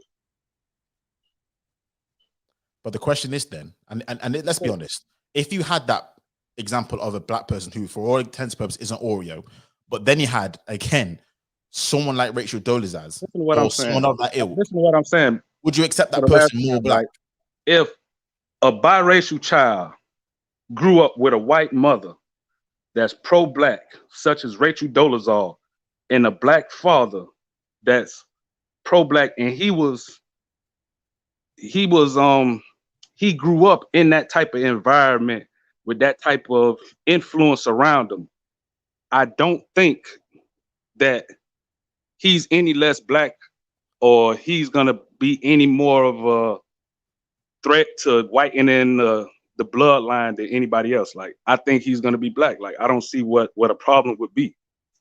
I suppose the only problem I have, or what's coming down to, is we will then have pretty much full white people after a certain amount of generations, and we've taught them they're just as black as somebody who is black, even though they may have an Oreo viewpoint. Say they're an Oreo, fine, whatever. That white person could pretty much call you the N-word, and you would have to pretty much accept it. You've accepted that person in the culture because you've now said, forget skin color, forget pigment, forget your dating history, forget that. As long as you donate to black people more than the next man. Listen to what I'm saying. You got white people now. Hold on a second. Let me just say this, because you got white people now that's so immersed in black culture, and I'm talking about America.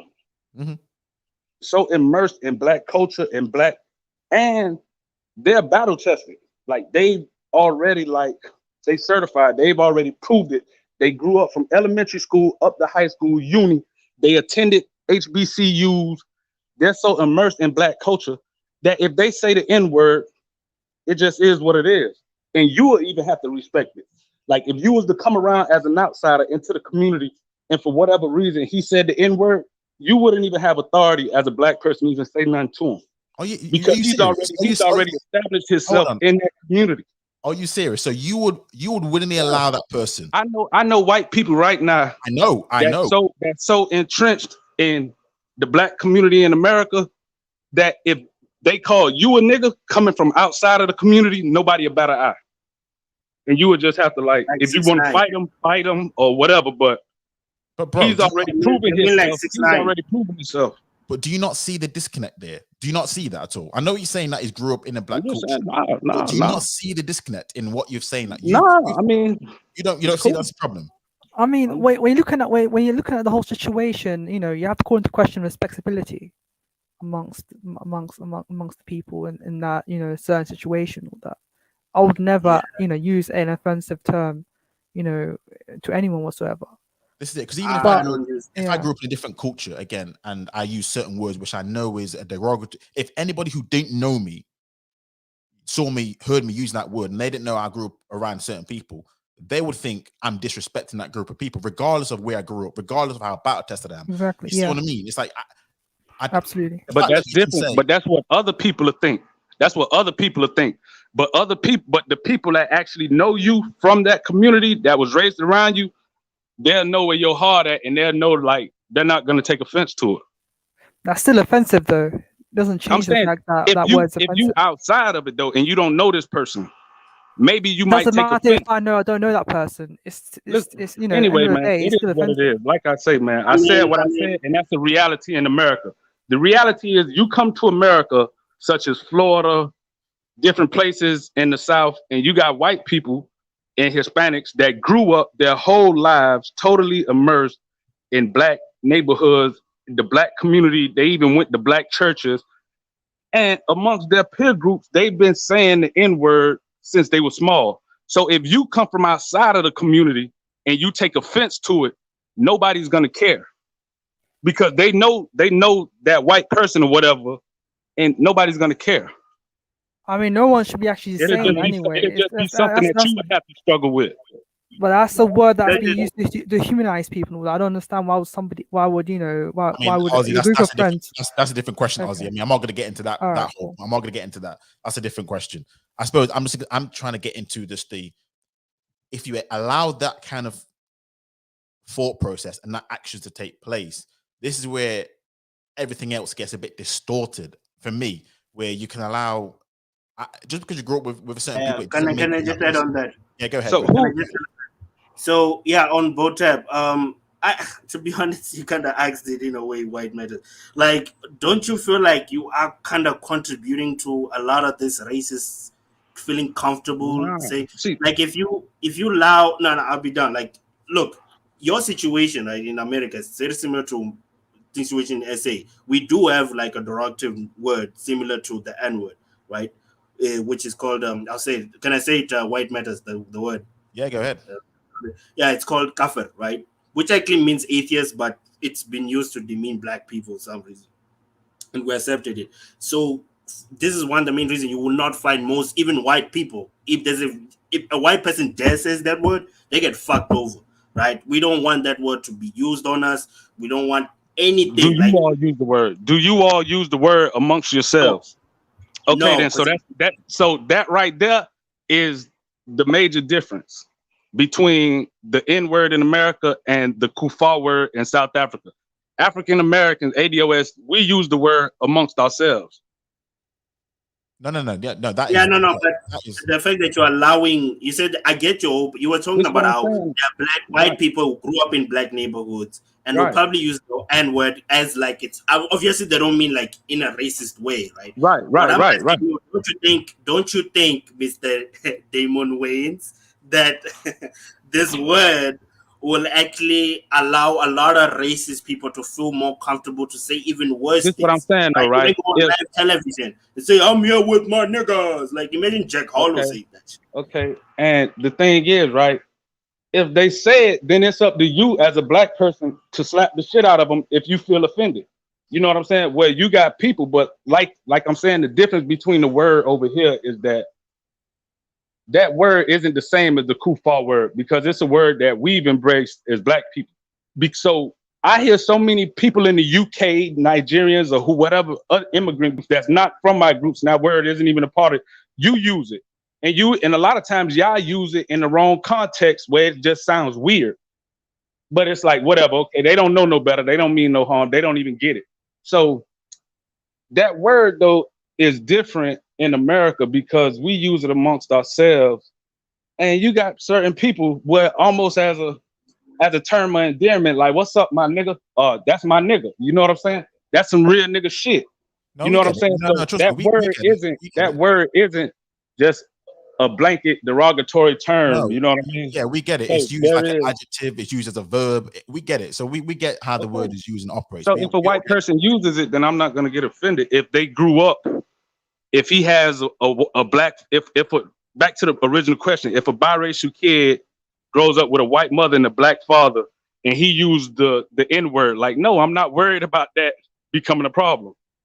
The only reason I say that is because you wouldn't know that unless you know that individual. So off the tip, you wouldn't know unless you grew up around that person or that person has been vouched for. It will likely be problems before you even get to that conversation. It's like it might, you know what I mean? So if you're out of town or out of state or wherever you are, and a white person, whoever says that, you wouldn't necessarily know that if you had a problem with it. And then White it's like, person not gonna a white person. I don't know about in the UK, right? But in America, a white person isn't gonna come up to you and use that word unless they want to fight. Unless they want to fight. Or unless they grew up in the culture and what's they're if they're on using it as a term of. But this is what I'm telling you though. So I it's know. really, But what's if they're having a it's conversation really not with you, but you overhear that word because they're talking to somebody else? See what I'm saying? It could be on the phone. You don't know okay. who they're Then that's talking on to. them. Like I'm not. That's on them though. If they say it and I hear it, then and they not directing it at me, then it's not really my place. Well, I'm not taking up the battle to be policing white people about that word. Like that word don't really like move me as it may move others. You know what I mean? But maybe that's just me personally. Like. And a white Exactly. person never said it to me in like a derogatory way to my face where it didn't escalate to something else. But they knew what they wanted. You know what I'm saying? Mm-hmm. So, you know what I mean? So it went there. So all I'm saying is that I don't believe that word is, in America, it's not a bigger deal as you all may perceive it on TV. Like, we don't really get, there's white people walking around America now who can be amongst a group of black people and say the N-word as much as they like. And nobody's going to take offense and You know what I mean? You would be a fool to even confront them about it. I'm saying like somebody from the outside who don't know them or who's not from that community.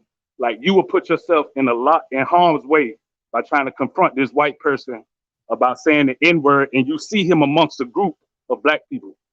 Because evidently they've accepted him. You know what I'm saying? He's already been through that. No, So, I hear in a way, it's just a different culture. I hear what you're saying. I suppose going back to the reason why this came about is just because of if those types of things can be accepted on that small level. That's a word. That's a small level. Then also, anyway, man, I'm gonna be listening from the chat, man. I'm finna jump out, man. Y'all take it easy. Yeah, thanks for coming up. Sorry, before he goes, shit, I want to ask him about what he thinks about Quentin.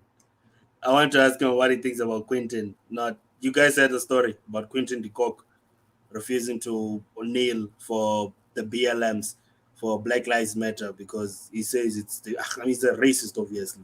But I was saying South African cricketer, you mean? Yeah, he's a South African cricket man. So yeah. He's refusing to bow because he's a fucking racist, obviously. But you know the excuse is it's a divisive movement. It makes people man, like bulls. I mean, to some extent, it's true though. A lot of people actually believe that. Also, it's divisive to say, and it crosses racial lines as well. So, but that's just saying Black Lives Matter. Look, for me, I see it as a sentiment, but more of a Black Lives Matter. I don't get why someone would be angry with the term Black Lives Matter. It's like someone saying White Lives Matter and saying no, you're so divisive. No, like white lives do matter. Like that's why people so offended to hear that black people deserve to live. I suppose it's everything around it. What's again, a lot of these things are political movements. So I get what you're saying. The word itself shouldn't make shouldn't make too much of an impact, but it's everything that's been associated around it in terms of what they believe in. That's the problem. But getting back to, I suppose, how I want to segue back to the topic and dating out, and I suppose Bo gave me some really interesting insight, because the reason I was trying to get at that is if you date out and you have children and they are allowing themselves to date out, because again, there's no policy on these sort of things, then you see how it's like Chinese whispers. You see how the line from the start of what the movement's about, it completely changes, where you have a new group of people who are, let's say 100 years, 200 years later, who it's almost like a complete difference of viewpoints, ideologies, and it almost becomes muddled as to who's pro-black and not pro-black. You can have people who, again, just because they ingratiate in the culture, be as black as somebody who's, is actual African and black. And therefore, with a lot of pro-black viewpoints and Pan-Africanists, they believe they should have their rights to their homelands. And then you could argue, you can have white people taking control of Africa, but because they're culturally African, they're just as African as an African who's fully African. You see how, I suppose, that kind of, for me, just seems a little bit like, oh, I can see where things are going to go right down that sort of route. Does anyone have any viewpoints on that at all, or thoughts on that?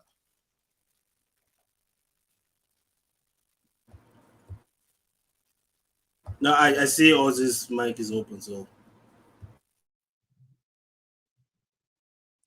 I don't know.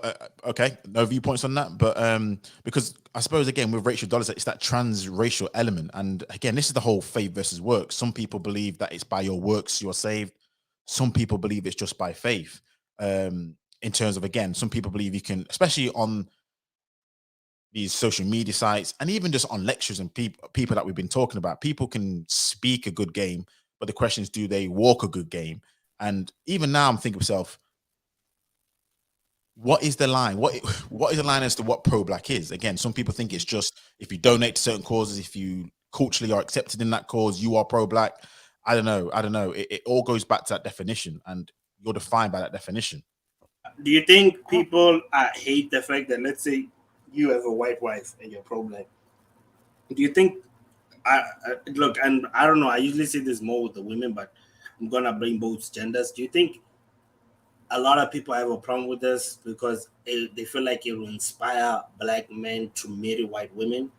Like, because I feel like a lot of people never point to the fact that some guys, one thing I've noticed, at least being in these YouTube streets, is that they're not compatible with other black women. Like, a lot of black men really are not, like, they may be pro-black and want to see black people succeed, but they are probably not as compatible with black women. So do people ever consider that? And You think they are also, they're doing that in order to, gain relationships and stuff like that, or establish relationships with black women? What, doing this pro-black? Yeah, I think, guys that trying to pretend to be pro-black. I mean, sometimes I think it is super genuine, and they probably always felt like that. But then, yeah, like what I was saying before, I think me, because there's that guy, what's in it, the one who plays Luke Cage. Do you guys know him? There's that show, Luke Cage. He's with a white woman, but the thing about his white girl is that she's like been supporting him since his early days of acting, right? And now he's supposed to what, like, not break, like she built him up and stuff, right? And he can't just dump her and be like, yo, I'm rich now and I'm a rich black man, and you know what I mean. I think there's even that part that plays in, like, there are certain guys that are built up by white women, but they really want to see black people succeed, and now you're comparing them to men that are married to black women, but maybe they abuse their black wives, so they do like a lot of, like, it's a weird thing, like, to say that he's worse than the other, whereas one thing we've noticed that a lot of the guys that would be married outside will contribute a lot more to actually nuclear black families than people who are not. So Yeah, I hear that, and I'm nowhere near advocating for anyone to get rid of your non-black partner at all. At the end of the day, you don't have to stop your contributions to whoever you want to contribute to. You know what I mean? You can do whatever you want to do, and no one can. This is the thing: no one can stop anyone from dating, marrying, doing donating, helping out causes. No one can stop anyone from doing anything. And I'm nowhere near going to be saying because you don't have a black wife, you can't do this. We're not going to accept it. That's silly. But it's just, for me, you just aren't. Again, you just don't fit the pro-black mold. I'm not saying that you're not doing great things. That's silly. And it's not going to take away from your blackness. I'm not going to say you aren't black. That's daft. But pro-black for me just has a different connotation to things. It's more like, again, like a religious viewpoint. You can be good all by yourself. I mean, there are a lot of people who are good people who aren't religious. That's not going to take away from their good works that they do. That's not going to take away from how they've donated, how they help people, their fellow man or fellow woman. That's not going to take anything away from it. Now, there's something which someone put in the chat, which I kind of wanted to, which is what I was trying to get at with Bo Diddley about. How is it possible we invite everyone to the party and then complain that no one respects us? And this is where it comes down to, where it's like we talk about culture appropriation on a small level, where I'm like, these things lead to such a bigger level of culture appropriation because we allow certain things just to be, permeate in the culture. And sometimes, like, there are things which we can, like, allow. Why is she relating to the nigger or the pro-black thing? What's she relating that to? It was the N word, but basically all of that sort of talking point. Basically, I think that's what she was referring to. Where it just comes across as, if you're and this is the thing where it's pretty much like, if you're accepted by the group regardless of race, you are that group. This is when I was younger, you would have, I don't know, Ozzy, if you can relate to this, you would have white boys almost saying that I'm more black than you are. I would take offense to that because I'm like, you ain't. You know what I mean? And this is how it becomes, because you ingratiate in the culture, you now become more black than that person here just because you have a different disposition in life. And it's like, really? But this is the kind of viewpoints that we kind of allow with a lot of rhetoric. I was like, oh, I don't know. For me, that's not for me. But again, other cultures, that's right, Vincent, other cultures do things differently. So that's how it is. So yeah. Do you know what? Yeah, what's interesting enough here, I remember, there was a scene in a drama on BBC one time. There's a guy that said to a white guy that said to a black guy, I'm more black than you, son, or something like that. I think it was the first season of Line of Duty, and it was quite, it was quite insane the way he said, like, it was just mad though. Yeah, but it just reminds me of that. No, I hear you. So, Myth Twist, you came on first. I don't know how much you've been listening in the chat. I'm not really seeing you, but welcome anyway. How's it going, and what's your views on what we're talking about so far? Yeah, hi. I came in I think when Bo was up here talking Yeah. about some stuff. So yeah, I've been hearing from that mostly. Yeah, it's an interesting topic. I mean, you can probably guess what my answer is going to be. I don't know, but I don't think that I don't think it really matters, to be honest, like whether or not someone's classified as that stuff or not. I think we have to ask ourselves whether or not, like, why it matters to us and why we value that label so much and what it really means to us. Like, like, does it really matter if you're classified as pro-black or not, if you're doing the things that actually help people? I guess is what I would think about it. No, I hear that, but I suppose the question is, you can help people, but you just won't be pro-black. You see what I mean? So, like I was saying, you can help people. That's. I hope everyone helps. That's people. fine. I just don't think the label. When you I call don't think yourself that, that's the difference. When you call yourself pro-black, that's the question. So, the topic is about. Well, if okay, you're so mental- specifically the people who say it. yeah. I mean, they're kind of cringe then, because I mean, like, if you're sitting there and you're blatantly dating out, I mean, like, you sound kind of weird saying that. Yeah, I'm probably like, it sounds like you're overcompensating, like you're trying to prove a point because you know what your situation is. That's just what it sounds like to me, anyway. But, okay, and would you view them as still being pro-black? I mean, sure. If that's, I don't know. Like, I don't really. I view, to me, like, it's just about what people actually tangibly doing. If they're not tangibly doing something towards whatever they're claiming to be working towards, then I don't think they're pro anything. Like, they're just pro talking. Like, if you're like, oh well, we need to help the community, but all you're doing is just talking and there's no action, then what are you really like? I'm not saying, I mean, talking's useful, but it's like, if that's all that's ever going on, then what good is that? If the other person who, okay, yeah, they're dating out, but if they're putting in some actual work and it's actually having tangible results, what? So we should discount that person and discount what it is they're doing?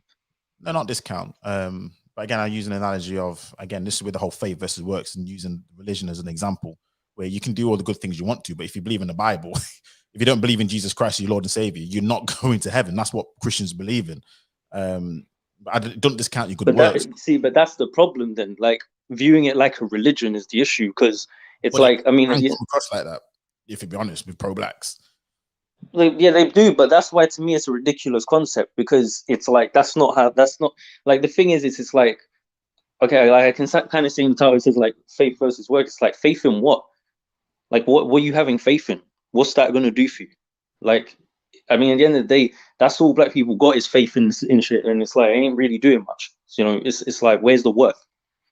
I don't. I feel like this is the reason why nothing gets done, because you'd rather, like, people rather get caught up on who's dating who, like, rather than the tangibles. It's like, what is it? If someone's actually putting in work with something, you're gonna now tell them, because this is what pushes people away from stuff. And we just got to be honest about the reality of it.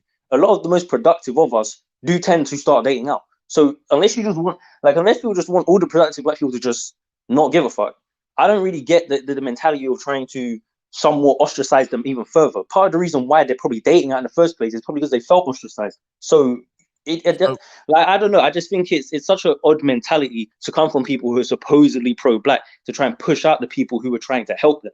You get what I'm saying? Like, if you, I think, yeah, I get what you're saying. If the two different things here, I think no one, and this is what I said, at least, that's what I believe.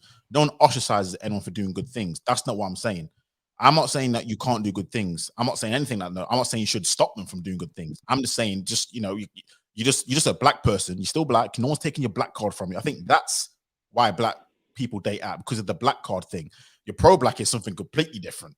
That's onto a whole nother spectrum of black. That's like you're almost stepping into the matrix. So for me, the two different things are you're passing the two.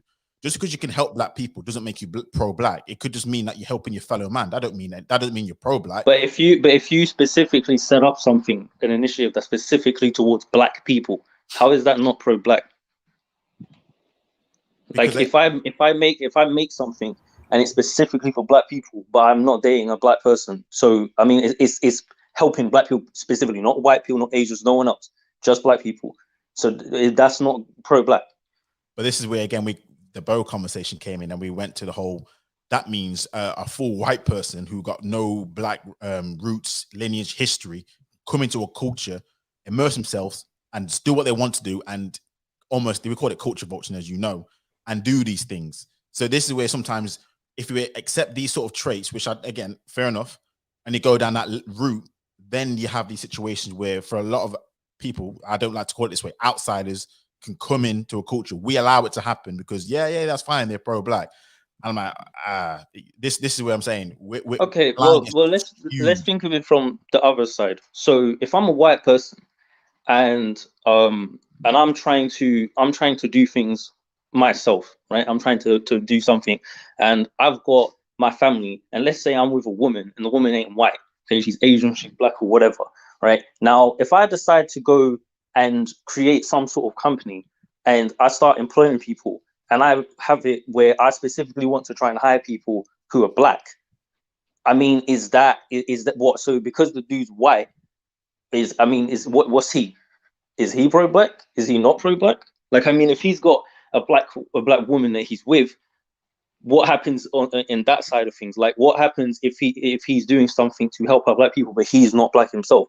Because the thing to me is that I don't really see how your color factors into it. Being pro in any other area doesn't work like that. Like, if I say I'm pro-vegan, I don't actually have to be a vegan to be pro-vegan. Now, it might be a bit weird if I'm gung-ho about veganism and I don't shut up about it when I'm not vegan. Yeah, I get that. But it doesn't mean I'm not pro something.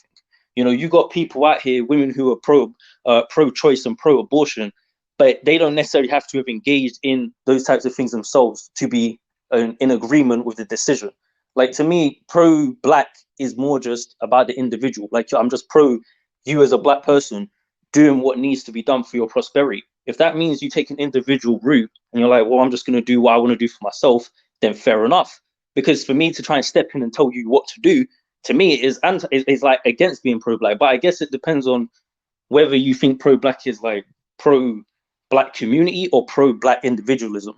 You know what I mean? I guess is how you might have to think about it. I hear you, and all this sounds like it's people have different definitions of what it means to be pro-black, and I hear you. But let me go to Fiona because I'm conscious. So, hi Fiona, how's it going? And what are your thoughts on this topic so far? Hi, good night. How are you? Yeah, doing well. Yourself? Good. Yes, I am. I'm well, thank you. Hi to everyone on the panel. Hello. Hi. I kind of going to come across sort of fair and balanced because I can see sort of all sides and all perspectives on this. On the one hand, I feel that the person who you decide to spend the rest of your life with sends a huge message, and it says a lot about you as an individual. And I don't know how we can sort of get away from that, because that's a huge part of your life. This is what they call your better half. This is the person, that away from your other family unit, this is your core family. You know, they say when you get married, you know, your whole focus should be on your wife as a man and things like that. So, and I'm speaking from a man perspective, because we all know that here in the UK, it's mostly sort of black men who, especially those who are in the higher echelons of society, that do date out. But then having said that, they do a lot of philanthropy, as people on the panel were saying. But is it performative, or is it out of guilt? And that's something that I often wonder. But then on the flip side of that, I also think that white women are still able to be pro-white and be married to a black partner, because I don't see them doing anything significant to change what the way that their counterparts are, what their counterparts are doing and how they're affecting the black people and black men in particular within the community. So to me, it seems as though they still want to be at the top, and they still support what their counterpart is doing, despite the fact that they're married to a black man. I think I gave the example of PETA, when they went all out, particularly during the 80s, to sort of campaign against PETA and harming animals. And they, nowadays you can't walk down the street with a bit of fur on, for fear of being attacked. So that's an example of when they really put their themselves, forward to a cause, how they can exact change, but they haven't done it for sort of Black people in general, despite the fact that a lot of people are now dating interracially, in particular the Black man. So to me, that's them saying that they like the power structure, they like the way that it is, and they like the fact that their men are sort of dominating. Okay. Comment after. Okay. I'll also say as well that people are talking about economics, and economics are very important, but I also think it's a cultural thing as well. I would say during the 60s, 70s, and 80s, especially with all the things that are coming on television at the moment around sort of community activism and movements, I would say the Black community, when there were more Black families, as in a Black man, a Black woman, was more kind of constructive within the UK, whereas now, if you look at the state of the Black community, and I don't know if this is an impact of more and more, sort of Black men leaving and in some cases women and dating out, but the community just doesn't look the same.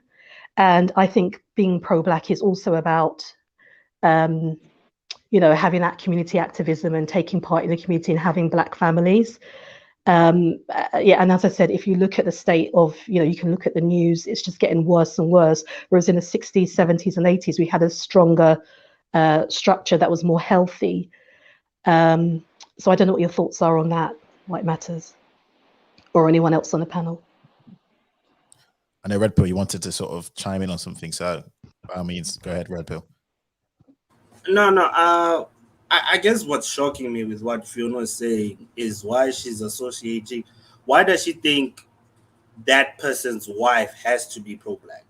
Like, it's his wife. Like, most people get married to their counterpart so that I don't know, for for their own personal reasons, right? I don't think Robert F. Smith was expecting his ex-Playboy model wife to be this uppity pro-Black person. Like, there's a reason he did that, right? So my thing is, I disagree though. I disagree with that. Okay, fine. Maybe you know more than me. I don't know. All I'm saying is this associating spouses and pro-Blackness. I don't get it. I really don't get it. Like, I could be pro-Black. I think with the whole spousal thing, I don't think that their spouse necessarily has to be pro-Black. I don't think you necessarily can be. I think you can, if you're a different color, I think you can empathize. But I think when you're with a partner who's not Black, you have to be, there's certain things where you have to be very diplomatic around certain things you say, because obviously you care about them, you don't want to hurt their feelings. Whereas if you were with a partner who was Black, there's certain conversations that you could probably have that would be more open and more direct, that you'd have that conversation with them to a certain extent. But I think when we come to the in-depth conversations, I think you're more likely to go back home to your family, your brothers, your sisters, your mum, and have that real conversation. And to a certain extent, I don't think they want to be around you talking about blackity black stuff all the time as a white person, because, understandably, they just can't relate. And that's how I feel. I feel that you have to dumb it down a little bit, and that you can't really discuss certain issues in the way that you would want to, or say certain things, because you don't want to hurt that person's feelings. So I do think there's a difference in who you date and how they're able to relate to you and your situation. It's like someone that's visually impaired. I can empathize, but I don't know what it's like to be visually impaired. But obviously I've got empathy for them and their situation and the struggles that they must go through in life. But it's completely different to someone who's actually in the same situation. And that's my point. Yeah, I believe. Yeah, go ahead, Bo. I believe if you're gonna date out, there is an expectation that in order for it to work, your non-Black partner would have to be pro-Black, or at least be comfortable in certain Black situations.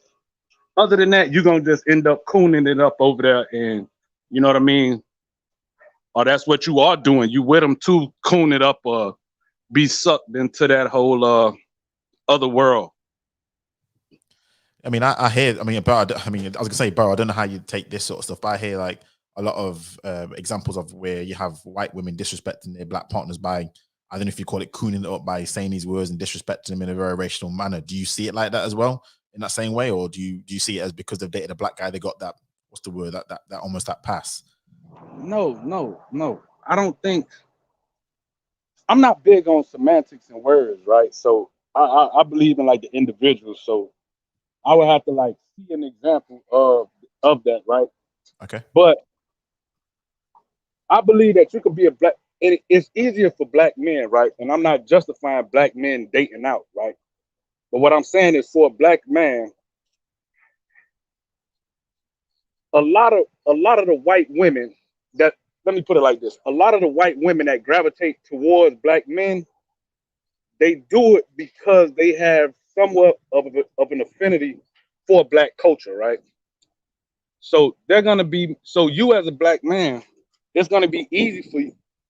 It's gonna be easier for you to be pro-black and make her get on board with whatever you got going on. Whether it's make a, you know what I mean? Whether it's the church you choose to go to or the organizations you choose to support, it's gonna be easier. Because she's already coming into the situation where she's probably more open to it. That's what I've seen in real life. Like most of the people I've seen like in interracial relationships, it's been the case where the other person already had, and this go for men and women. Like I know black women that they interracially and their partners already have a somewhat affinity or, you know, went to a school in a black neighborhood. But if you get a partner that comes from a totally white existence and they make it clear they have no regards for anything pro-black and don't care about it, and you still marry them, to me, you know what I'm saying? You could use that C word, aren't you? Those are those are like extreme cases. I'm not talking about like she probably, like I'm talking about like maybe your spouse may have some empathy, but like it's not a pro-black as in she's gonna like be doing everything. She's gonna be on all the BLM marches and stuff like. That's what I'm saying. I get the whole, yeah, probably she should have some empathy. Obviously, like why would you marry a woman that doesn't empathize with your people getting, you know, victimized and stuff? So that's why I was kind of standing it on. Like she doesn't have to No, be you like got that. you got a lot of people that date interracially because they want to assimilate into white culture. They want to be into those neighborhoods. They want to go and eat the asparagus and cauliflower or whatever the hell else. You know what I mean? So I agree. I agree. you know, I definitely think it's about assimilation, and I agree with Botek. I've always said that it's mainly about the assimilation and the sort of separation, as in this is, you know, I've reached a certain level, and this is the expectation of me, and I think sometimes it's out of it's out of I don't know if it's embarrassment or shame, where they tend to go the extra mile to sort of contribute economically and put things back into the community, or guilt maybe that they feel because of that. right. Yeah, I don't. you raised To a be good honest, question. I think. I was gonna say you raised a good question. Sorry, one second. I'll let you speak. I said, it just because that, and this is where when people talk about so and so donated so much money to this and they did this, I'm like, to them it could be nothing to donate, you know, hundreds of thousands of pounds or dollars to a certain movement. It doesn't mean that their heart's in the right place. You can't judge their heart. You can only judge their actions. So you're right. It could be a case of are they guilty or they're not. I don't know. You can only judge it based on what they do. So you raise an interesting point. Go ahead, SA. No, I'm saying that. Look, I feel like sometimes as black people we kind of like push this whole community thing too much. Like I feel like the world is really classist for most part. Like the world really looks a lot at class compared to, like, if that person marries, let's say I married this woman on my profile picture, right? Let's say I marry her. The money I live off when I die, it's not going to any white community. it's going to my children, right? It's going to my body. And it's not like my kids are gonna share it with a bunch of white people, like, hey guys, we got this from the blacks, and now, but you know, like the children of Kanye West, that was in Northwest or whatever, they are the ones that are gonna be rich. It's not like their minions are gonna get a piece of it. For most part, I think what I've noticed, though, to be Now, I honest, what I've disagree with that. If you look at wealthy families and how the money get divvied up and just charities and contributions and stuff, there is a good case to be made that, you know, But that is money it a will be community, divvied though? up within that other community. But is it I mean, is it really a community though? It's not like, Yeah, yes, look, yes. even it sound I like can only white speak for people in America. care, like In rich America, whites there's care a about real poor black. whites. They don't. Guys, let's be honest, they really do not. Right? Like rich people want to be rich. You can't be rich. Look, Johan Rupert in South Africa Anyway, cannot be a billionaire if he keeps giving a bunch of other white people money. Right? I Like think these people are only just, black people think like you think though. Like white people in successful other groups, Jews and Indians, they would never question you as to whether or not is there a community, because they support their community, they contribute to their community. When they die, they leave a legacy to that community, whether they build a school or leave whatever charity, orphanages or whatever. Like only niggas think that you're gonna pass your money down and only your kids gonna spend it, and that's all it's about. Like that's why Jews got Absolutely. what they got and other groups got what they got. Yeah, and I agree. Absolutely. Yeah. So go ahead, Vienna. No, I was going to just agree again with Votep. Absolutely. This is why there's this whole position on arranged marriages here in the UK with South Asians. And there is no question as to who you're going to marry and for what purpose. I think, I know you don't want us to get into any ad hominems and things like that, but and I won't. But I think what I will say is that I think it's an escapism, and because of the state of the black community within the UK, quite understandably, a lot of people are trying to escape, and you know, and move into other communities that are in a lot better shape. So I think there's that whole sort of aspect of it as well, and you know, I just think it's a shame that instead of staying and kind of doing the work and kind of looking at, you know, it's this whole, well, I am black, but I'm not like those people over there. And, you know, I just think it's a shame. And I think in some ways it's a bit sort of cowardly, because you're kind of, you're sort of leaving all of it behind. Oh, no, that's not my problem, but I'll just throw a couple of pounds. But I think it is absolutely important in regards to who you marry. I think it does matter. And I think we're the only ones with this, as I've said before, sort of integrationalist, all-inclusive mindset. Yeah. Okay, so we're talking about guys that are giving out money to the black community yet married to white women, right? Like I want to understand the whole escapism part. Like Yeah. this guy. Oh, well, here in the UK, what's going on is you'll find that those sort of middle class or black men that are in the higher echelons of society, I'd say about, I don't know if Y Matilda would agree, about 98% of their wives aren't black. If any, I'd struggle to find sort of any of them that do have. And that, to me, that sense. That seems a little. I mean, the whole. Are they giving back? Are those people giving back? Are those the ones you're talking about? Because I thought we're addressing black men, of course, or black women that give back yet have different, non-black spouses. So. Yeah, no, I mean, we've spoken about Stormzy and people like that who do give back. So yeah, I agree that they are sort of giving back economically. But I still think that it is important to sort of have I think the black community needs a lot of work, and I think that there's a delineation that's being set. There's a separation that's being set, and there's got to be a mindset behind it. I don't simply think it's love is love or anything like that. I think there's a certain mindset, and I think that it's what we were talking about before in the last live stream about being conquering. And I think a lot of the mindset is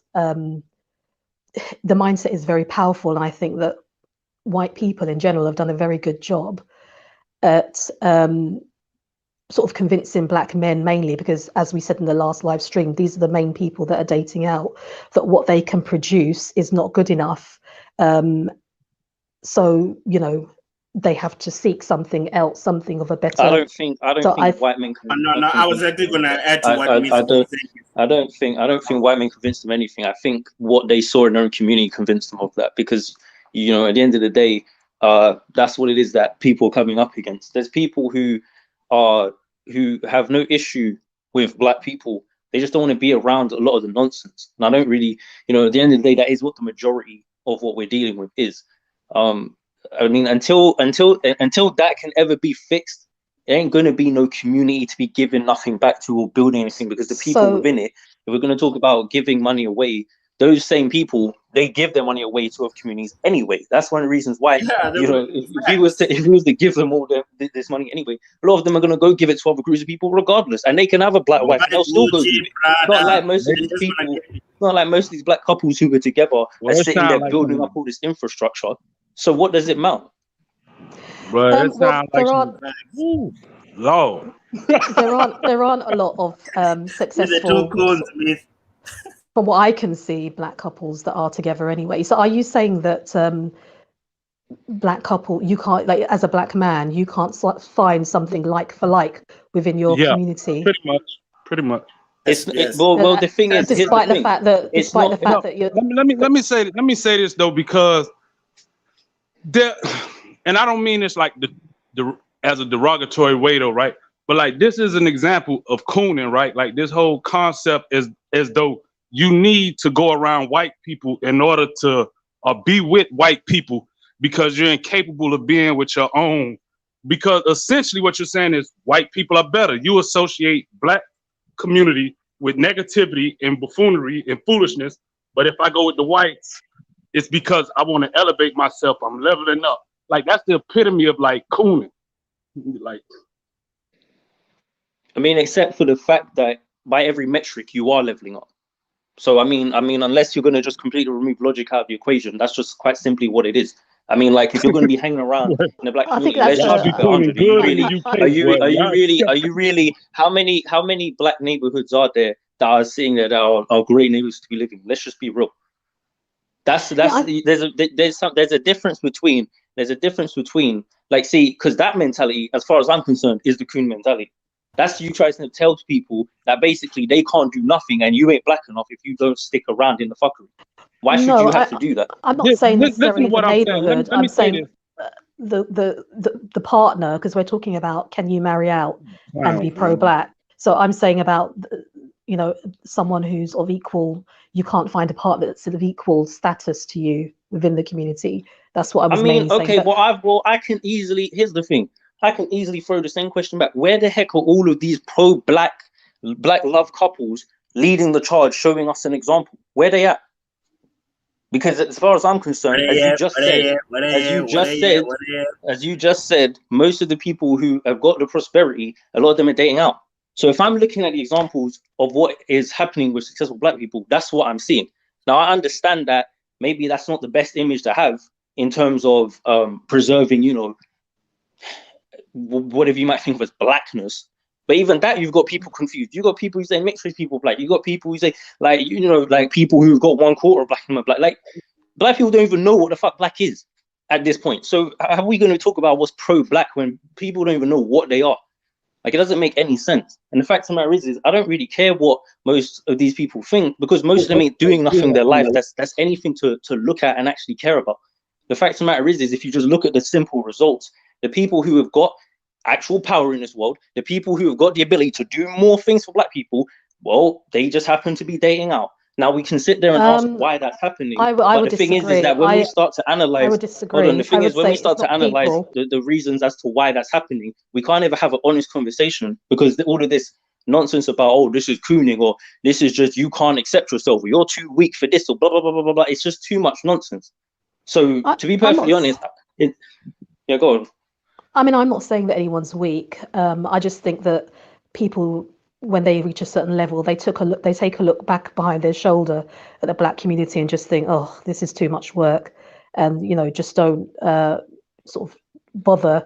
I think I disagree with the point that you're making, that it's mostly black people. I think it's black men, if we're going to be specific. I can think of a few black women who are successful that are married to actually black men.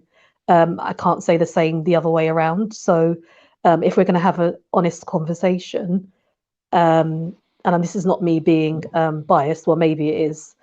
But could that not just be because there's more successful black men than there is black women? Well, there's more women. There's more women. There's more women than men. So it doesn't matter if there's not more of them. It doesn't matter if there's not more of them. If there's not more of them that are successful, there's not more of them that these guys are looking at. Why do you have to date someone that's? Why do you have to date someone that's successful? Can't you just date someone? I don't know. Why do the women have to date someone who's successful when they're successful? No, but it's different, isn't it? It's a male and it's a gender thing. Okay, so if it's different, then by the same logic, maybe the men are picking to date with a different dating strategy, because for them it's different. If we use sort of other celebrities, I know not because I'm obsessed with them, but because we're using them as a marker. Tiger Woods married a nanny, so it doesn't necessarily mean that you have to marry someone that's of your same success rate. Once they have a nice disposition. And they're family orientated, and they've got all the qualities that you're looking for in terms of personality. Why does the woman in the black community have to have the same economic standard as you? No, they don't. But if you're using black, yeah, sorry to cut you in. I just want to get the Duke in. I just want to also say a couple of things. First up, Vincent, thank you for the Cash App. I've got it. I appreciate it. Thank you for that. I've dropped my Cash App in the link. If you people are so kind in the chat, want to bless me with something, anything, I'm all good with it. It's going to go back into the community. The Duke, also, please like the stream. The Duke, welcome. I want to get you in on this. So, sorry, I want to just get you in on it. Sorry, you're coming through choppy. Is it just me? No, it is choppy. Yeah, I can't hear you. Yeah, we can't hear you at all. If you said you're outside, I can barely hear you. You might have to come out or go somewhere if you got better reception. I don't know, and come back. Why are you doing that then? I suppose then to Fiona and Bo, and I suppose Myth to your kind of viewpoint then, because I always see. I think we always look at things as some sort of grandiose plan. We have to do all this stuff to show that you're for the community.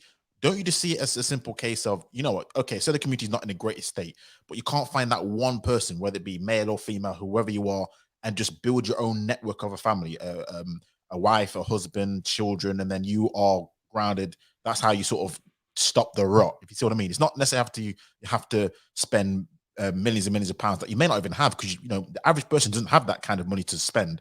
Could it just be something as simple as that? That's your role, or your part as helping the black community. Nothing crazy, just that. What do you think to that? Is that to me? Was that to Myth, really? Because Myth was kind of on the whole tip of it's probably best to, I won't say flee, but yeah, it's not worth. No, I don't think it's best to flee because I don't think that's going to resolve anything ultimately. But at the same time, I think that there's the issue is that like we have to look at whether or not what we're dealing with here, like what is it we're dealing with? My personal belief, and I'm just going to keep saying it, is that there has to be a different class of black people next to the one we currently got. It's just that simple. And unless that happens, it doesn't matter what any of this other discussion is. It's not going to have any longevity to it because you won't have a culture of people that actually value what you're talking about. If you're saying, well, we have to build up the community, you have to have people who care about that first. The average black person, regardless of who they're dating, does not care about that, period. So if I'm seeing a dude who's dating a white woman and he seems to value that, I'm going to value him more. Because here's the thing. If you got a guy who creates some initiatives, okay, he's got a white wife, cool. Not the perfect image of pro-blackness. I understand that. But you see, by him doing what he's doing, it makes it easier now for the next black guy who maybe does want to be with a black woman to come up and have something. You get what I'm saying? Like, so I'm not going to just start discrediting these people or trying to push them away when what they're doing provides more opportunities for us as a collective. I just don't get the mentality of trying to, trying to act as like that's why I just don't like if it was me personally, I don't care about the label, because if I cared about the label, I just wouldn't bother, because most of the black people would just be like, well, based on what you're saying, you're a coon or you're da. When reality is, I'm actually trying to think about the things that's actually going to help preserve people far longer than most of the shit they're talking about. The stuff they're talking about is some temporary stuff to feel good about themselves and feel like they ain't a sellout. But what the hell does that really matter? Black people have been keeping it real for a long time and they ain't got nowhere with it. So what does that, you know what I'm saying? Like, I don't really get that mentality. I think we have to stop being so, we're clinging on to these old, you know, dysfunctional norms that we've grown used to, and it's not doing much. It's not to say you need to go and, because I get it, there are a lot of black people who, I will agree, they are trying to find validation through whiteness. I agree with that. I definitely think that definitely goes on. I've seen a lot of that nonsense, right? You've got black people who don't even like that they're black, or, you know, or they don't feel comfortable being like, I get it. I know that that's something that exists with some of these people, but the issue I have is that this is what I'm saying, it's based on actions, because those type of black people who think like that, they're not going to be trying to help the community in any way. They're not going to be usually trying to donate or give people anything. They're just going to completely separate and remove themselves from black people in general. You get what I'm saying? Like, I'm not saying that you need to do that. I'm just saying that you need to think in a way that isn't the typical black way that we have right now, because it's not doing anything. So if that means that you need to go and look at what white or Asian people are doing to get some inspiration, okay, that doesn't make you a sellout. It doesn't make you a coon. If you go and date someone over there as well, that also doesn't make you a sellout, and it doesn't make you a coon, especially if in doing that, it creates an environment that makes it easier for you to help black people. So all I care about is the results. I just care about the results. I don't care about the sentimental nonsense. Inspiration. Can I comment? Who cares what they're doing it for? I don't care if they're comment. just. I don't care if they're doing it just because it means that they have a better sex life and that makes their life less stress. I don't care if the end result is that they're going to do something to actually help black people in the long run. But the black community is actually worse off than it was previously. So how is that? But you're saying that like as if that just these few people who were successful are going to save everything. The reason why it's worse off is because of our values. It's that simple. And the thing that you're not understanding is that it doesn't matter whether a black person is with another black person or not. Majority of them just have fucked up values anyway. Doesn't really matter. I disagree because even speaking to people that were around in the 70s and 60s, they'll tell you that the picture of the black community was a lot different than it is now. Okay, but we're not in those times. Every community was different back then. China wasn't where it was back then. White people weren't dealing with social justice warriors and white kill all men and all that. Like, everyone was in a different position because it was decades ago. Of course it was different.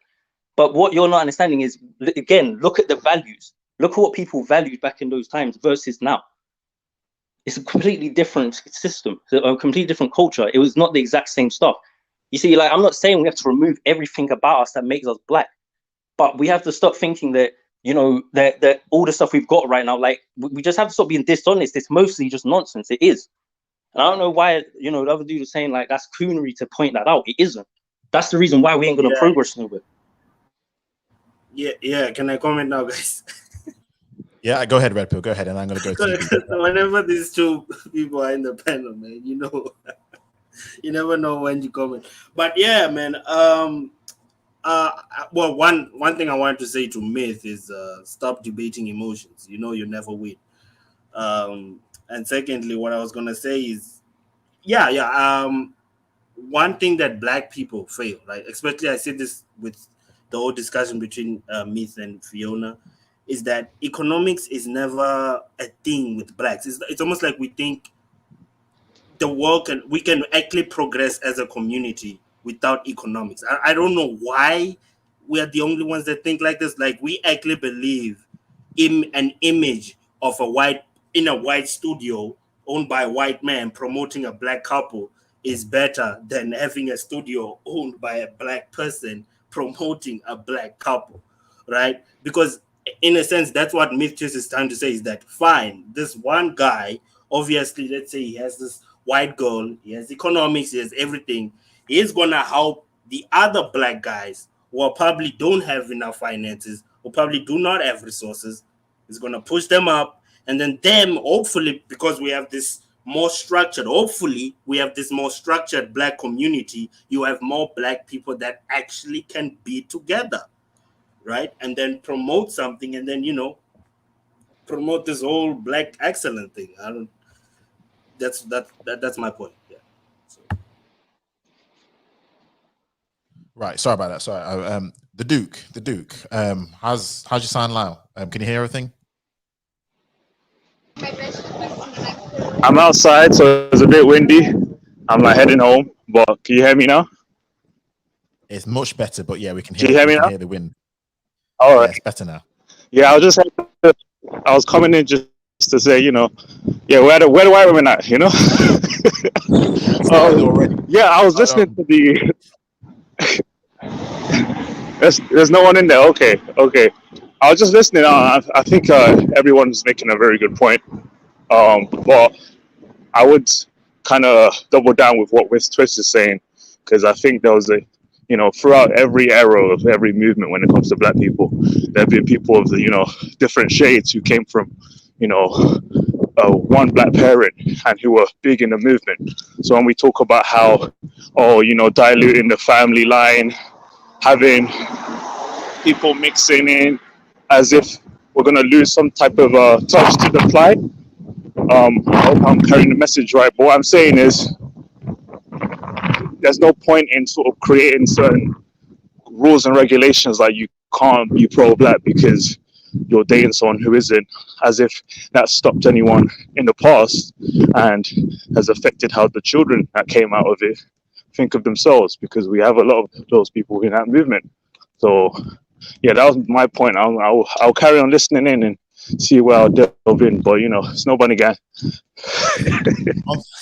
One thing I say to that, the Duke, and obviously you're a historian, so you know where I'm going with this, is do you not cite examples, or I'm going to use examples of South America, Brazil, even Latin America, where you've seen examples of a lot of interracial high dating relations where it causes other problems. So now we talk about colorism, we talk about featureism, we talk about how in Brazil, especially Latin America, they had a lot of the white, basically have to whiten the race. I forgot the actual term in Portuguese. Better the race. I remember. Race. Yeah. So do you not see how, even with some of the rhetoric, I'm not saying Miff, you're saying this at all. I think I understand what you're saying, but some of the rhetoric can come across as to better the race, you need to date out, and therefore people, even in Brazil, they don't. To be black is still actually a detriment to yourself. That they want to be lighter, again, straight hair, they want to lighten their skin. So do you not see that as an offshoot of some of the things that happen here? And in case of Brazil, Dominican Republic, a lot of Latin American companies which were black at one stage, but now is completely changed. But again, white matters. We're not just talking about people who are interracially dating. We're talking about black people that give back to the community that happen to not be with a black person. We're not just talking about people who are interracially dating. And I feel like a lot of us keep forgetting that. We keep looking into this whole the message thing, right? Like for some reason, pro-blacks who are married to white women are out here saying, you need to be with a white woman so that you make it and stuff. No, they're not saying any of this shit. I don't know why. I mean, I get the whole message thing, but it's not like any of these black men that are contributing to the who are in interracial relationships who are contributing to the black community. But Red Pill, let me answer that question, Red Pill. Let me answer you right there, because I don't know if you heard this. You use the example of Marcus Garvey and W.E.B. Du Bois. There was a massive beef that took place. Part of it was because Marcus Garvey was a dark-skinned black man. W.E.B. Du Bois was a mulatto. And yet they still equally, people held them up in equal esteem in terms of what they did for the community. But back then, there was so much issues about who that person was. It wasn't his fault he's a mulatto. It's not his fault. But what I'm trying to say is, even on the pro-black community, even forget interracial dating, but even under those sort of things, these are things which for black people, it just is what it is. We have these stupid differences, even within pure black groups. You have lighter skin, dark skin, you can still be black, same mother, same father. You see what I'm saying? You still have these stupid differences, which still has a psychological impact. Go ahead. Sorry, White Maz, yeah, because you mentioned that, how in the other countries like South America, and I would say this, when it comes to the United States, it's pretty much the only country in the Western world that created a law against interracial relationships. So when we think about like the Americas and how race mixing has always been a thing throughout, like North and South, and the US just distinctly created a law that basically created the issues we have today, because we're still discussing race, black and white very distinctly. And I heard from how the American guy, I forgot his name, he was on the stream, how he sort of uses code words, black or hanging out with white people like it's like a military tactic. Like, why are you hanging out with them? So it's completely different to how what we're used to in the UK, of course. But the reason why I would say that is a reverse to how Brazil dealt with things. when the intentions are there, you know, the Brazilian government reinforced an idea to encourage interracial, but having the black guy, which is yes, to improve the race, to make it more white. But when it's reinforced, that's when you get those bad intentions. But yeah, but what S.A. Peel was sorry if you can hear me, but what S.A. Peel was saying, yeah, about how people who date out and are like pro-black, are they contributing to I think a lot of them do. If we really want to say, not just biracial children, but the people in interracial relationship. What's his name? Sam Smith, the billionaire who gave out millions to HBCUs for a reason, you know, and he was married to a white woman. I'll say there's a list of examples, but at the end of the day, people like to make noise about how just dating now is already a loss, like a game that we've lost. You know, Umar Johnson is pushing it a lot, but to be honest, he's talking a load of crap. You know, marriage is one thing, and he tries to financialize it, like, oh, you're giving out your resources to a woman, la la la la. But even if you're marrying a black woman, think about it. Those people who are wealthy, if they want to give out, if they want to be philanthropists to the community, they will. But that's another story when you start talking about their family. So that's how I see it. Like, you're just crossing the line. You know, the Umars out there, they're just talking out their ass. But mind my language, yeah. No worries, no worries. I want to come back to you, Duke, but your sound is blowing in this all the kind of stuff. So I'm gonna have to you probably have to come back or do another stream where we talk about some of the things. But yeah. Yeah, sorry about that. I'll come back in 10 minutes. All right, cool. I'm gonna drop you because someone's on the coming through. So I'm just gonna drop you the Duke, and then okay, cool, awesome. Did anyone have any comments on that at all before I go to JH? If anyone heard anything properly? I mean, Dr. Umar hasn't even finished his school, so there's that part, you know. But hey, blacks. Yeah, and we use him as a for example. But what about people like I was trying to think, Jay-Z and Beyonce? No, let Fiona finish. What were you gonna say, Fiona? No, sorry, I didn't mean to cut you off. I was just going to say, do we think, like, generally as a panel, that there's some sort of negativity attached to sort of same, you know, black on black relationships, and why there's this fight against it? There seems to be. I wonder.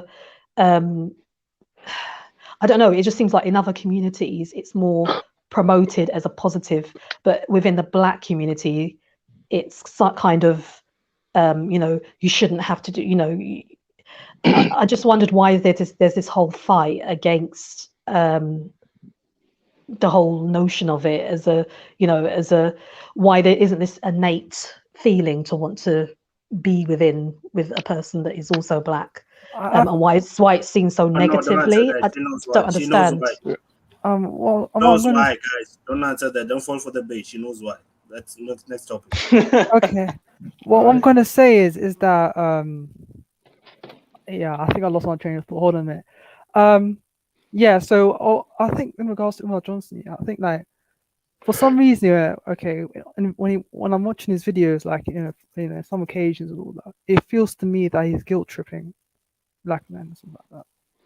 I don't know why, but he does in a way. I have, you know, it's just you know, like the way he expresses himself and all that. He essentially guilt trips, you know, unsuspecting men and all that. But other races guilt trip as well. They will literally disinherit you, or you know, not speak to you again if you step out. A lot of them think like that. So I don't think there's anything wrong. A lot of races do have that mentality as well. A lot of other groups do have that. Sorry. But it's quite mad though, that person with education that he has, you know, he talks about it, and he also, you know, talked about the idea of having, you know, establishing a school. I think about, you know, an hour or two drive away from Richmond, a place called Lawrenceville, Virginia. You know, and then when he says that and says, you know, well, you know, I've got enough money to, you know, build out school and all that, you know, and he does have nothing to show for it. I think it raises a lot of questions. Like, and also he lied about the fact that he lied about his ancestry as well. Yeah, I don't think that he's perfect by any means. I mean, he's got children. He himself is not married. He's not in a stable relationship. So in terms of that, I don't think he's in a position to sort of tell anyone very much. To be fair, I think he's got 2 children for two different people. So I don't think he's set a very good example in a lot of cases. But in terms of his message, in terms of Black people coming together and marrying one another, again, I don't see the issue with it, because other races do promote that in their communities. But that's the hypocrisy of it, though, because that's all really my point is. I'm just talking about the end result. So that's literally what you've just said. So you're saying he ain't perfect, he's got this, da da da da da. In a lot of ways, he ain't practicing what he preaches entirely, but you're thinking more about the mission, right? So I'm on the same page. It's like, okay, maybe this guy isn't the perfect picture because he's got this white woman. Now, I've said this before, and I think a lot of the people in the chat obviously don't know this, but I would never be in a relationship with a white woman and have kids with her. Okay, that's just me personally, right? Because I've already said it multiple times that they don't understand your experience to the same extent. But that doesn't mean I have an issue with other guys doing it. And that's the way the difference is. Like, if I don't, just because I don't want to necessarily do something doesn't mean I have an issue with other people doing it. Because to me, the pro-blackness thing extends beyond just the community or whatever. It also extends to the individual. A lot of the Black people who are successful, if they just fought the way how every other Black person fought, they wouldn't have even made it that far. A lot of them wouldn't have gotten to the place they're at if they fought like that. If they limited themselves to what Black people do, well, we know what Black people do. And if we look at it, it's not prosperity, okay? It's not prospering. That's not what it is. I'm not saying that you have to sell yourself out to do it, but all I'm saying is that the result should be more important. Focusing too much on these other things is what's going to get in the way. Now, that being said, something Ozzy said to do with the guilt tripping and all of that, I don't think that really matters. Because again, like Fiona said, other communities will tell you, listen, if you date up, then this is the consequences. And I agree with that. But the difference is again, those communities have got their communities set around certain values that are built towards prosperity. We don't. And it seems like people don't seem to be able to understand that. If you cannot get that part sorted, all this other shit you are talking about isn't going anywhere. And you don't get that. It doesn't seem to be clicking. It's like that's all it is. If you cannot get that sorted, nothing else is going to matter. Isn't the start to building prosperity then the foundation of that? Start with building families, and if we're just going to say, well, because I'm going to go outside, here's the thing. Then we're not getting anywhere, are we? We're just. But here's the issue with what it is that you're saying. Okay, there are a lot of guys who get into marriages with. Let me just put it like this: is it the case that, like, because in my personal opinion, this goes beyond just Black women. I think it's a thing with Western women in general because of how the Western culture is, right? But if guys are marrying women and they're trying to create families, a lot of the time they're still ending up getting divorced regardless. Okay, so the guy might have sat there and said, oh, I want to do the right thing, I'm going to get a family, da, da, da, da. But he still ends up with a broken up household and a broken up union, right? So the question that I think we have to start asking ourselves again is, what are the values? The reason why these types of things might work in other cultures, you'll see this. Okay, white people are getting divorced more than ever as well. Why is that? Because a lot of them don't value the same things that their parents and grandparents valued. It's not a white people struggling all of a sudden. No, but the difference is their values have changed, and that's all it is, man. Like, our values have to shift. We have to start appreciating ourselves as people, as individuals. Okay, we have to have something that we can look at. When we look at the Black community, I think it's like we kind of look at it and we know it ain't all that it could be. And until we can work to get it to that point, we're not going to value it very much. And I think people don't understand where I'm coming from, because maybe they just, I don't know, they've not heard it put like this. I don't know what it is, but there seems to be some resistance towards it. But the fact of the matter is that, as far as I can tell, that's the only way you're going to get to it. Now, yeah, when you're saying about the families, sure. But even with that, we have to have the correct values on both ends. That means the dudes need to start thinking about, who they're getting with. Okay, not getting with these women who are, street and all of that. And that's going to maybe be tougher. Right, that's why I say that a lot of guys do decide to go and date out, because a lot of them find that they get ostracized from the community if they don't act a certain way. We've all been up on panels and heard this repeatedly. So this isn't a lie. That is just part of the reality of being black and not fitting certain stereotypes. Okay, so they go to other communities where they don't have to deal with that BS, right? That doesn't mean those women are angels or they're perfect, but the difference is they don't deal with certain things, all right? And it makes it easier for them to get into a situation with those other women. Now, what I'm trying to say is that I just think we should focus more on that stuff first, okay, before we're worried about, ideally, yes, it would be a black man, black woman, and everything's perfect. But I said this before, and I'm going to keep saying it. Those couples who are doing that, they need to start putting themselves front and center, because as far as I'm concerned, I'm not seeing all of these amazing examples of black love and prosperity. So until that starts getting pushed more, I don't really want to hear it, because it just sounds like some nonsense people are spouting.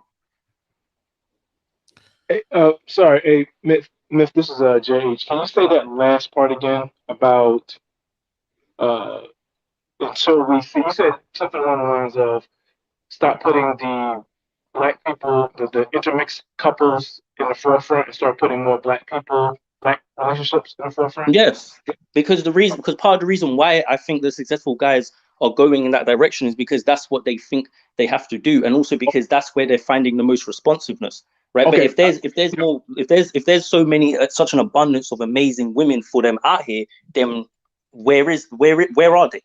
Okay. I just wanted to make sure that was the point. I just want to make sure I was following you. I don't know if No, why JH, it matters. actually, no. Okay. I was going to bring you in actually. So perfect. Okay. Perfect. Yeah. Did you have a response to that at all, or anything you wanted just to add at least? Well, I'm sorry, I came in kind of late, and I tried to catch as much of it as I could, but I just wanted to hop on. So I'm gonna go back to just the original question about, can you date out and be pro-black? I think I more or less agree with you that being pro-black is, kind of an all-encompassing thing, which includes, who you romantically and who you're romantically involved with. But I will put an asterisk next to that. But I guess my point is too, looking at the pro-black conversation about you mentioned one thing about pro-blacks having the credibility. The water has been muddied, particularly here in America. The water has been muddied probably for like the last 200 years, right? So, back when we were on those slave plantations, there was no question who was our friend. Well, actually, can you go back then? I would say who was our friend and who was our enemy. But, we always had, those particular slaves who sold out, and when there was a revolution or there was a revolt, there was always, I think it was like every slave revolt in America was done in by one slave who decided to, snitch. And that's a cognitive thing. That is a cognitive dissonance. Just a lack of self-value. Going back to what Myth said, that we just don't value ourselves. And if you don't value yourselves as a man, you're not going to value that black woman. So, but at the same time, you still have this kind of yearning to be kind of pro-black at the same time. So, I agree with you why it matters that we should, make an effort to date, your own. But at the same time, the water has been muddied, and it's, we have a lot of charlatans, like you said, thinking about Umar Johnson. How can, let's say I'm in my 30s now, but if I'm a young teenager, looking at, society, trying to figure out which way should I go, and then I see Umar Johnson, who's been promising a school for the last 10 years, I'm going to think that being pro-black is a fucking joke. Yeah. We've had a lot of, and that's in America, I can't speak for the UK, but in America, like, it's a breeding ground for charlatans, right? You have especially with social media and the internet, like, you can just get up there and say anything, and like, at least it's somewhat good now, that we're getting some pushback from some YouTubers, but people just were able just to say whatever bullshit they wanted to, and since the most of the population is not, I'm not saying they're stupid, but they don't have the classical or formal training to to resist it. Someone could just come up there and say anything, and people just believe it, and then eventually, that bullshit will, make its way through, and people realize, like, yeah, this is bullshit, and I spent my last 20 years of my life believing this stuff. Ain't no one going to be pro-black. So I believe that, pro-black is something worth preserving, but we have a lot of charlatans, we have a lot of BS that we need to clean out, and it just muddies the water. So that's why we have these conversations. Like, for me, it should be obvious that if you are considered yourself pro-black, you are, you want to see black children into the future, then it only makes sense to get with another black woman. But because charlatans and scam artists and whatever have muddied the water, now you have to think, okay, well, maybe I could get with a white woman and, have biracial children, but as long as I give money to a certain organization, I'm good. Which is, I'm not downplaying giving money to organizations that do well. I'm not downplaying the fact that you want to help out the black community, but it's, I'm sorry. There's an analogy I like to say, like that's like being the CEO of Ford Motor Company, but you personally drive a Lexus, Yeah, right? yeah. How can you, I don't know if how can you Doesn't make promote sense, one does it? thing?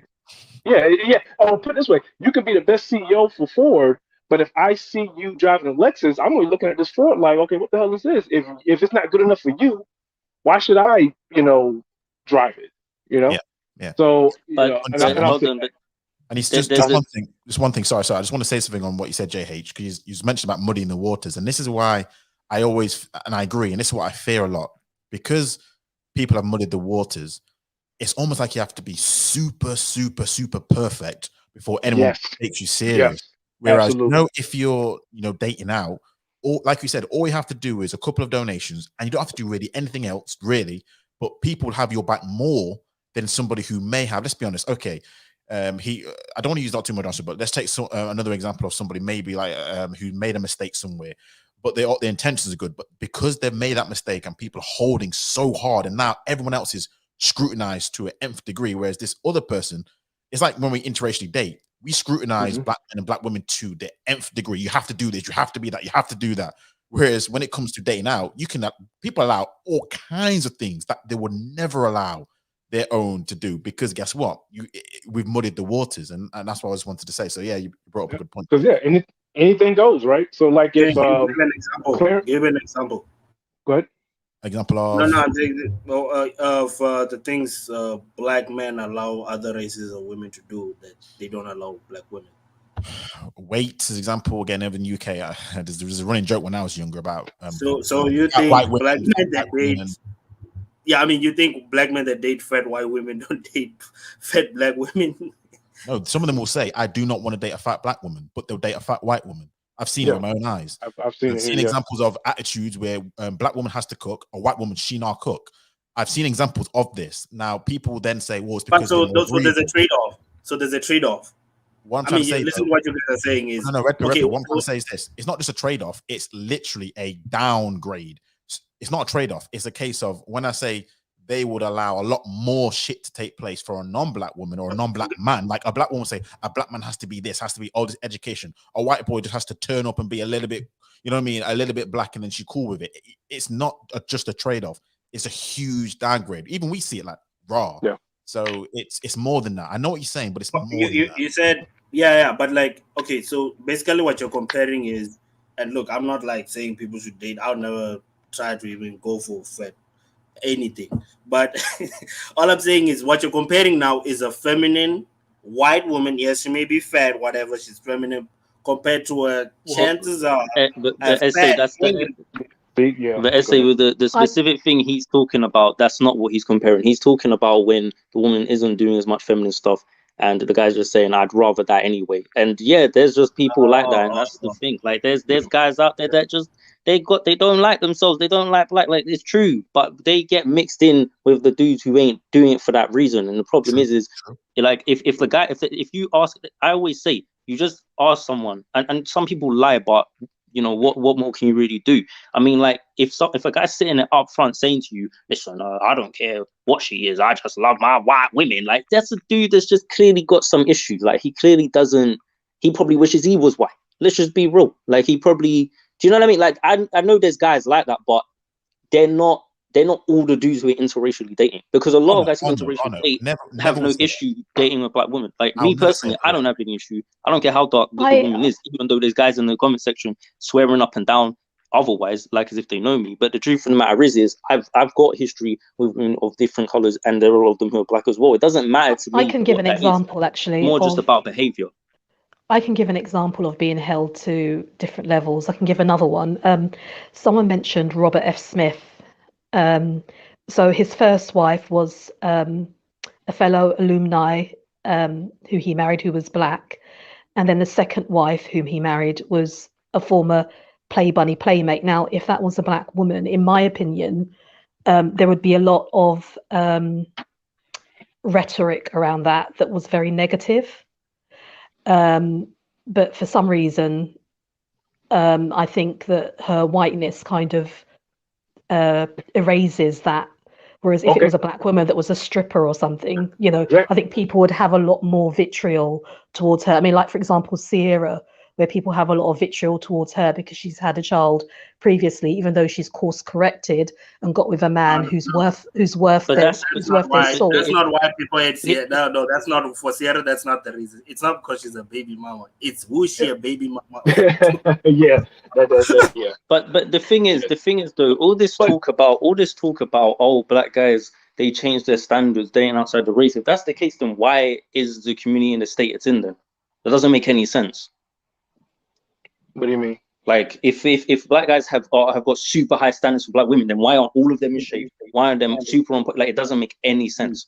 Well, that's because so clearly their standards are just not that high in general. But no, I think that they do have their standards do drop and vary for other people. I do, and I do think that they find, whether you'll admit it or not, I think that they do find value in other people. I do think that that's the truth. Well, they might find value in other people, but it doesn't mean that. But what we have to understand is why are they finding that value? What is it specifically that they're finding? You're thinking that it's only about their skin color, and I'm not gonna lie. As I just said, there are some guys like that, but you're thinking that's the sole reason. But you literally just use an example of a man who married a black woman first. I think it's 95% of the reason. So hold on. Why did he marry a black woman in the first place? If you get what I'm saying, like if it's all just about, what was that? No, I think it is to a different standard. And as I said, Robert F. Smith, I think he married someone who was of his same kind of sort of equal standing. Whereas this second wife is obviously not of the same ilk. And I think that what probably raises her standard in his eyes is her skin color. I have a question. Do you think that Kanye would have married Kim Kardashian if Kim Kardashian was black and had a sex tape? Sorry, one more time. Well, there is the lady. There is the lady Superhead, isn't there? Superhead. You know, people drag her for filth. No rapper would dare marry her, but yet she's done pretty much the same thing that Kim Kardashian's done, and her profile is not the same. Superhead's on another level to Kim Kardashian. No, she's done pretty much the same. Slept with a lot of people in the industry. The reason she's called Superhead. Kim Kardashian came to fame is the tape with Ray J. I mean, that's her introduction. You know, and even so, she came. There was no reason for her to do that. She came from an affluent family. I don't know what Superhead's background is, but I can imagine that it's not of the same ilk of Kim Kardashian. So she's, you know, with Kim Kardashian, there's this innate thing of so you maybe, think I don't know. By all intents and purposes, Kim Kardashian's had a 2-parent household. She's had a father.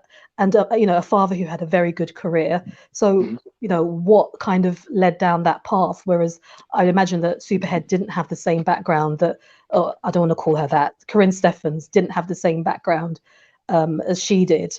And they've both gone down the same path. And I can sort of understand it for Corinne Stephens. I'm not quite sure what happened there with Kim Kardashian, because she's had everything that people in a black manosphere say that you should have for a good foundation and a good standing. But yet she's still, our introduction to her was from that, and yet she still managed to raise her profile. And I think that has everything to do with color. I do. And it might well do in that specific American place. Comment, guys. Sorry, say it again. Yeah, comment, JH. Comment. Oh yeah. Okay. I was going to also mention that, you know, I don't know if the panel mentioned this earlier, but you know, we do as men. I can talk about myself, you know, specifically. We do live in a world where there's a white beauty standard, right? And everyone wants to talk about how the white beauty standard only affects women and how they view their hair, but it also it also affects us as to what we consider beautiful. And if you've been, you know, from the day you were born, everywhere you know, they don't have magazines now, but like, you know, you go on TV and there's always some beautiful white model, you know, beautiful, you know, in every video game, the feminine person that you're supposed to save, there's always some white woman. And the what's it called, the apple of affection, of the object of affection is always a white woman. That affects you. And to me, it like when that dawned on me, I realized, like, damn, like, why do I like this white woman more than I like this black woman? Like, why do I feel this way about this basic looking ass white woman over this black woman? And it took me a while to like get over that. And I think that you know, goes back to my thing about muddying the water. That I think that plays a bigger role in why some people, particularly people who consider themselves black, you know, it's almost like this cognitive dissonance where it's just like, you know, you find yourself always in the presence of white women, but yet, you know, you always want to, you know, help the black community. I'm doing air quotes. And it's just kind of like, I don't think that the white beauty standard, the white female beauty standard gets enough credit for how black men, particularly, I guess black women too, also, but I don't think it. No, I would just want to say that you make it sound like, I know you wanted to put Lady in. I just want to say this one thing to Jade. You make it sound like, and look, I don't want to like sound super negative, but you make it sound like black women are this super nice, feminine, don't respect their men, as like you make it sound like these black women like do not contribute at all to why they're not picked. Like, and to be honest, I didn't say anything about black women. I didn't say anything about black women. No. But that's how you make it sound. You make it sound like black women are the super feminine, nice people. And I mean, I never said the white women. Are white women super feminine, nice people? I mean, look at your background. You're coming from South Africa. I'm imagining you're a black man. I think it's quite contradictory and quite hypocritical for you to make those assertions about black women. If you are white, then fair enough, I can understand where you're coming from. But if you're a black man and you're coming from South Africa and you're talking about the proclivities of black women coming from South Africa, of all places, I've always just found that quite hypocritical on your part to say that white people in general as a whole have been nice coming from South Africa. Really? The place that was in apartheid up until the 90s? Are you kidding me? They're nice. They're nice. I just think you're gaslighting now, aren't you? Right. I just want to try and stay. Let's try and get away from that conversation. I didn't want to get into sort of that kind of stuff. So let me try and just ease it back. Let me bring another panel guest. Lady A, how's it going? Welcome. Is everything okay on your end? Hey everybody. Hi. How's it going? Yeah, it's going well. Yeah. Good. I just wanted to say I'm not going to stay. I say I'm not going to stay long. I always say that, and then it doesn't end up like that. But I wanted to say salute to Myth in the house, because I agree with him in what he said about, you know, first and foremostly, what is the community? Because a collection of black people living close together, it's a group, but is it even functioning like a community? And I was saying this in the chat, a lot of the times I noticed that people have a real issue with black men who date non-black women, even when they do a lot for black people. But you never hear the same degree of criticism for black women who date out and never seem to give anything back to any black people. So I'm more of an economic pro-black. I think there's only a handful of people who really date out. I wanted to ask what percentage of black people in Britain actually date out, because I don't think there's.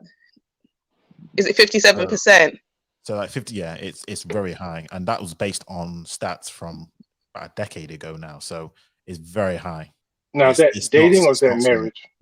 Well, it says it's normally marriage or cohabitating or dating, but when you have a census, you can pick one. But I suppose it encompasses all of it. All of it together. Okay, it's still quite high, and. Yeah, as somebody was saying, it's like when you look at the nearest black so-called community, it's like, where would you start to even fix this? It's like you have to pursue your own individual happiness and kind of save yourself before you can turn back and help a group of people who are not getting it together. So Exactly. yes, building strong families is a crucial part of that. But and that's why I kind of started the hashtag separate and surrogate, because I really feel like a lot of Black women are not trying to build something that's functional. And so if we want to see change, it's only going to really happen through men coming together and building up other men, building something, because it seems like whether you have a Black wife or a white wife, Black men are more inclined to actually try to put together projects that are going to help the whole community. So it's about the economics for me. A lot of people probably didn't even know Robert Smith's wife was white until they started digging in his background because he gave all that money. So, and to speak to Fiona's point about that, you know, when he was young, his wife would have been in her prime. So when they got together, he got her best years. So now he's been there, done that. You know, he's got his how many kids with his first wife. You know, it's about having some fun now. He's old. You know, he's got a Playboy chick. You know, people will say good on him. And yeah, there are some people who definitely they have they try to get close to whiteness, but I think that's more of a female thing. What I've seen online is more Black women who want to get close to white power. So yeah, I think that's a bit of a projection, but that's all I got. I think it's about the economics. We can't build a community without money. And if we are not getting married to each other, it's better we get married to somebody and bring that money back to the community. Let me pose you this question, because I don't know if you were here during after Bo Dilly was on here, and I was trying to get this point across. And let me see what you think of this. Say, for example, in your world, you know, we all date out, and I don't know, you got children who are biracial, they date out, and so on and so on and so on. Do you still see that as a Black community, or do you not see that as something else? So you could argue you're donating to Black community, but if there are no like Black children or Black people, then who are you donating? Who are you building a legacy for to build up? Who are you building up? Yeah, at that point, I wouldn't really call it a Black community. So would you know, it wouldn't be a Black community. It would be like a community of people of all races. It would be like a multicultural community. So okay. So, but we have a lot of Black people producing Black kids, but it's still not functioning. And I think I can't remember who it was, but I think that was, well, maybe I'm assuming, but it's like just because you're having Black children with Black people, that doesn't make you a community. It just is a group of Black folk living together and having lots of kids. And so we have to have standards. 100% agree.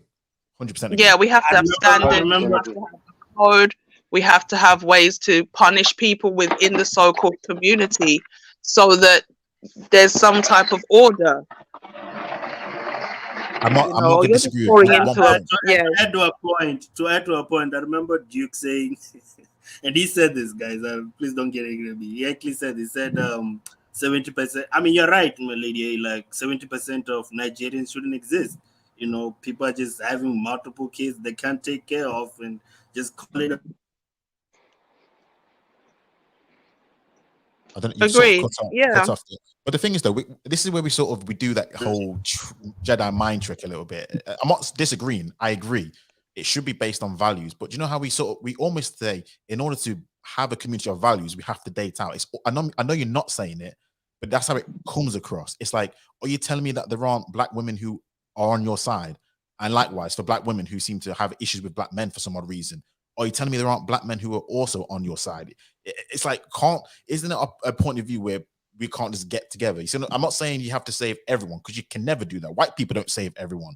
But you see what I mean? It always seems to be a case where we just have to, it's date out or nothing. It comes across that way. You know, it depends. I mean, here in the States is very different, because everybody kind of remembers the whole Ice Cube incident with Cocktails with Queens. I'm sure most people here saw that, where Ice Cube put together a contract for Black America, and then he went on this show Fox Soul, and it's called Cocktails with Queens, with like Vivica Fox and Claudia Jordan and a couple of other women. And like when he put forth the contract, they basically roasted him about what's in there specifically for Black women. And he was like, well, Black women are Black people, you know. And a lot of the women on social media from the American side in particular, in their eyes, a community is only Black women and Black girls. That's why I'm like, first, let's define what a community is. because black women will sometimes want you to build something, but they don't even want to cooperate. And it's like, I would rather have black people working together, whether you're with a black person or not even necessarily in a relationship, but not fighting against progress. And what I saw with the Cocktails and Queens incidents was, I mean, if it's not specifically a black girl for black girls, I don't even want to support it. And I think a lot of the times black women don't support any initiative that doesn't personally benefit them. And so we need more, we need a more of a community spirit. Are UK women like that though? Are UK women also like? I disagree. I mean, like we march and things like that. I remember when there was like knife crime and all these kind of issues, we march, but we know marching doesn't really accomplish anything. That's why they let us march. You know, they're not going to actually let you do something that's going to make real change. But do you not see that as a sign of solidarity? Though? I know what you're saying, and I agree a lot with the marching to a certain extent. I would say this: historically, marching has helped civil rights movements being passed, Equalities Act. There are things which has come about from us. Yeah, from back then. But now I'm just like, no. But you say that, but look at the BLM movement that took place. Look at the representation in the UK media. I don't know if you watch UK media, Lady A, if you're over in the States. But a lot of things have taken place. No, I'm here in London. I'm in London. Oh, yeah, okay.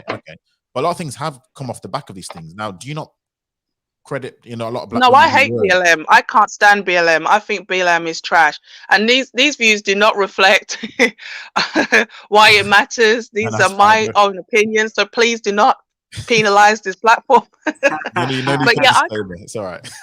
No, I can't stand BLM because the thing about it is this, right? BLM did not lie to anybody. If you go to their mission statement, I'm paraphrasing, they made it really clear, we're going to utilize the narrative that a lot of black men are killed by white cops to basically get everybody worked up. We're going to talk about inclusion, and then we're going to bring in LGBT. That's why the people who run BLM are all queer. They're all lesbians.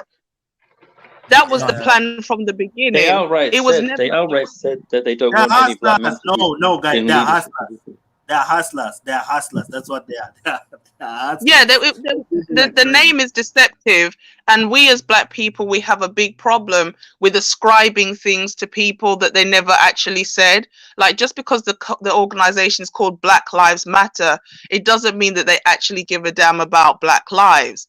So I can't bear the organization. Do you know what I mean? Yes, it's made change, but it was the change that they wanted, which was to talk about, as they always do, civil rights. You black people, you should understand discrimination. So basically embrace the LGBT. That's what BLM was for. It's like a Trojan horse. I know. I get what you're saying, but I suppose I don't know if you can separate the two, but the fact that we saw, I suppose, black men and black women together, I mean, is that the only time we can really see each other together when it comes to, again, forget that's BLM, but some sort of issue like that? I mean, do you not see that solidarity at all, in a sense, where you see both black men and black women actually fighting for each other? I know a lot of things have happened after that, but just in general, though. Yeah, I did like that. I did appreciate it. It was good to see. And I even encourage black women to stay on the front line and protest. But it's like, we need an organization like BLM, just not BLM, because they don't stand for what the majority of the population actually wants. So it's like, it's a pointless endeavor to support BLM because they only promote things that 90% of the population is not on, i.e. straightness. So it's just like, I mean, listen, I just found that last thing in there.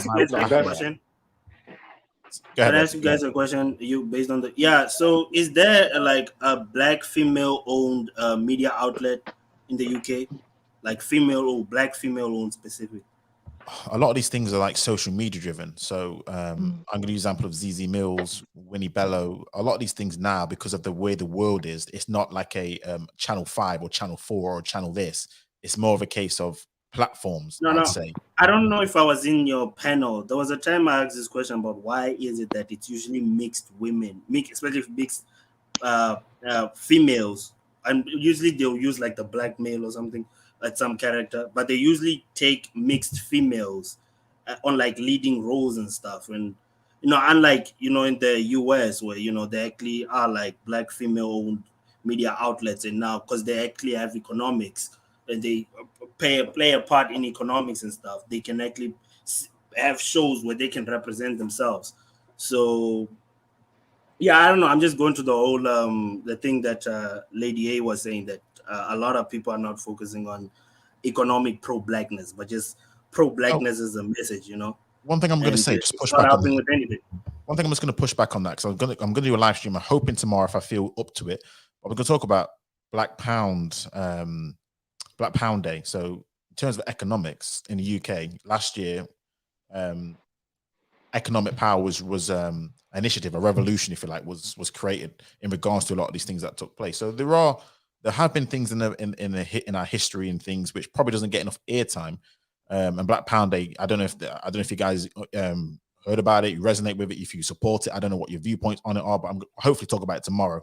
But yeah, there are situations where we talk about economics where it's not as if we're completely clueless and we don't know. It's just for whatever reason, it's just taken a bit longer. But that's like most civilizations, that take a bit longer for it to form. Well, I think that's a lot to do with the family structure. It always goes back to the family structure because pardon? 100% agree. Sorry, continue. Yeah, no, I was just saying, like, if you come from a family where the head of the family is not financially literate, then that person is not going to pass down financial literacy to their kids.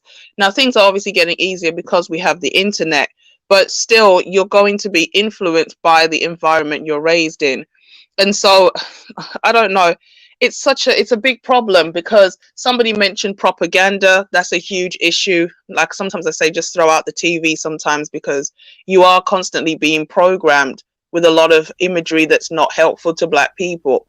But yeah, I mean, his father's in the home, but then it's a lot. It's a lot. I don't know. The person who's more equipped to raise the kids is the one who should have them. And I'll leave that statement there. I wanted to push back a bit on the statement that Black women aren't very supportive to Black men, because I don't actually think that that's true. And I think that the reason why we aren't at the forefront in terms of support when they do reach a certain level of success is because they usually drop us off in favor of other women. And you can see that exampled in, several men within Hollywood and different arenas who started off with a Black wife or partner or spouse, and then transferred over to another type of spouse. When they want to promote a film or their music, they sort of pander to the Black woman and the audience, the Black female audience. And then when they reach a certain level of success and they become mainstream, then that then changes. So I think that Black women do pretty much support everything that people do, even to the point where who was the actor? I think it was Taye Diggs. And there was also the guy that played Carlton Banks. He tried to turn it around and say that because he was with a certain type of partner, the Black community no longer supported him and everything else. So, they do. I think the men in themselves, they do recognize that the Black community, and especially Black women, do support them. But then when they drop off or something happens, then, they're quick to turn around and say, well, you're no longer supporting me. So if we weren't supporting them in the first place, why are they then turning around and saying, why aren't you no longer supporting me? I don't understand it. Right. It just seems a bit. Can I touch on that real quick? Sorry. Let me just add one thing to that, though, before you go, though. Because everything Lady Smith said, right, outside of that, I completely agree with her, like Black Lives Matter and all that. I think what y'all missing is that you're getting your perception of Black men and women support or relationships from the media, right? So if you look at that show, Cocktail Queens, right? It come on Fox Soul. So you would believe in your mind, you probably thinking that's representative of Black opinions, right? But white people own that show, you know what I mean? So I think social media and the media shapes is trying to create this dynamic where Black men and Black women are against each other.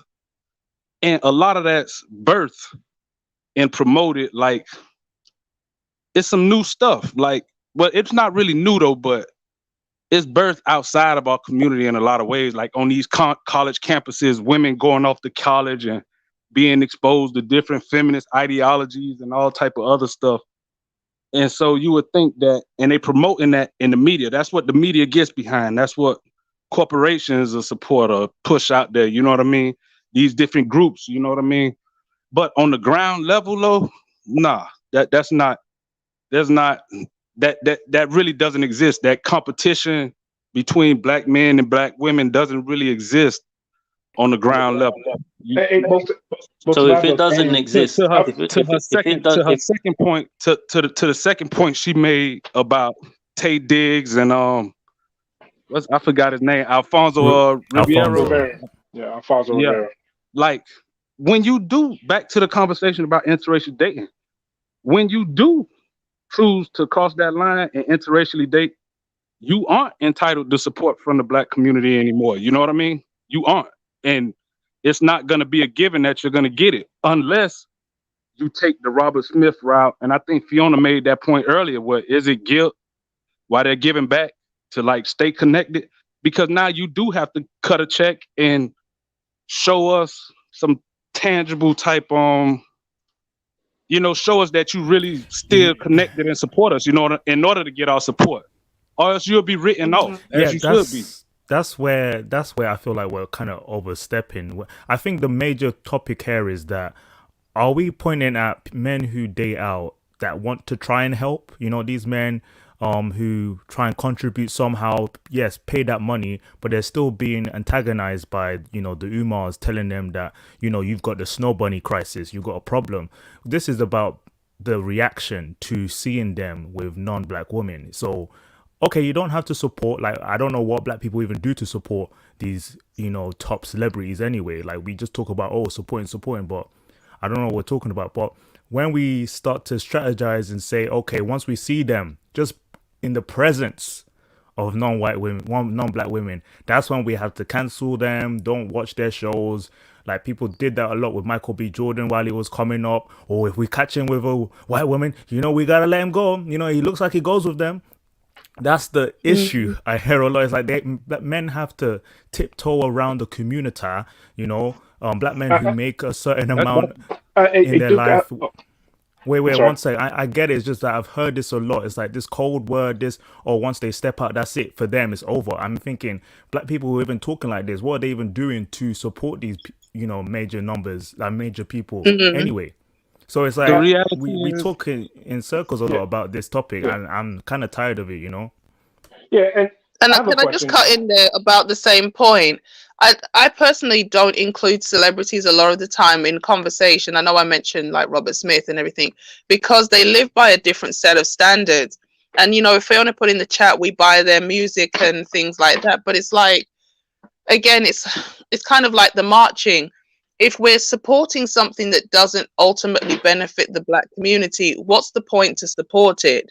A lot of these rappers, even when they give money to charity, I know T.I. is big on that and things like that. Americans in general, they love charity.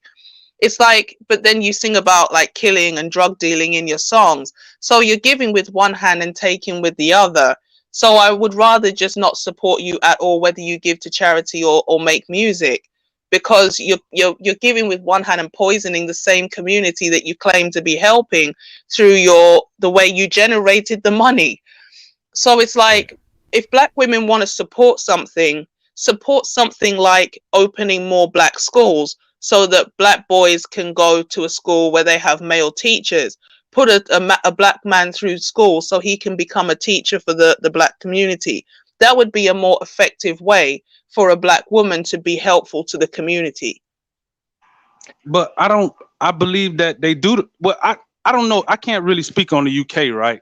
And that's why, like, so I'm American, right? ADOS, right? So, but if you're here, you will see all the support and all the work that black women do. A lot of it is spearheaded by black women. You know what I mean? So I don't believe that it may be a different dynamic in the UK, but I would say in America, in black communities, like, there isn't that whole division of we're black women, we don't deal with black men, or if it's not only for black women, then we're not going to support it. Like, I've never experienced that. I've never seen that, like, it outside of social media. I was going to Like say that. I that think dynamic media, seems to only exist on social media. media does play a Because huge wasn't part. My Brother's Keeper cancelled by black women? I think Obama tried to implement an initiative, and it was black women. And didn't you have like a scheme? It's like I'm hearing second and third hand, like the 300, where black men would go out and patrol the neighborhoods and things like that. And it was actually black women who kind of got those men shut down. Well, But I what think you got The to same understand is when- though. Let me just respond to what she said though, right? Right. What you got to understand though is when you talking about politics, right? They represent something. You know what I mean? And it's not, a lot of times it's not, even using your example of Black Lives Matter, right? On its face, you would think that it was a black organization meant to address issues to benefit black people, when it wasn't. You know, it was a Trojan horse. So a lot of these organizations that claim to be black women politically, on social media, all that stuff, it's really like liberal intersectionality type, you know what I mean? LGBT minority alliance type stuff, you know what I mean? They're not really that's why I say like it's a difference on the ground level, you know what I mean? From what you see in the politics and on social media. Because everything that looks to be for black women or representative of black women isn't always. And sometimes when you get those organizations that may be run by black women and may be for black women, the funding isn't coming from black women. So the control in the direction that organization has to take is being dictated by somebody other than black women. So you're basically saying for that sure. the majority, you're basically, are you saying then, would you say then that the majority of the black women in America, that it's fine, you'd be able to have, most black guys should be able to have relationships with them? Is that what you're saying? Why the fuck not? Okay, I'm just asking. I don't know. Am I missing something? I don't know. I'm just asking because if, okay, so you're saying that there's basically all the other African American dudes who talk about issues, they're just making shit up. I think the internet gave a voice to a lot of suckers, right? So dude who may have issues in their own dating lives or just maybe they squares, you know what I mean? And black women probably ain't giving them the play that they want. You know, they can come on the internet and make these blanket accusations as if, you know. But, and you can okay, but hold on. So hold on. Let me finish saying what I'm saying. I ain't even finished. Why are you cutting me off?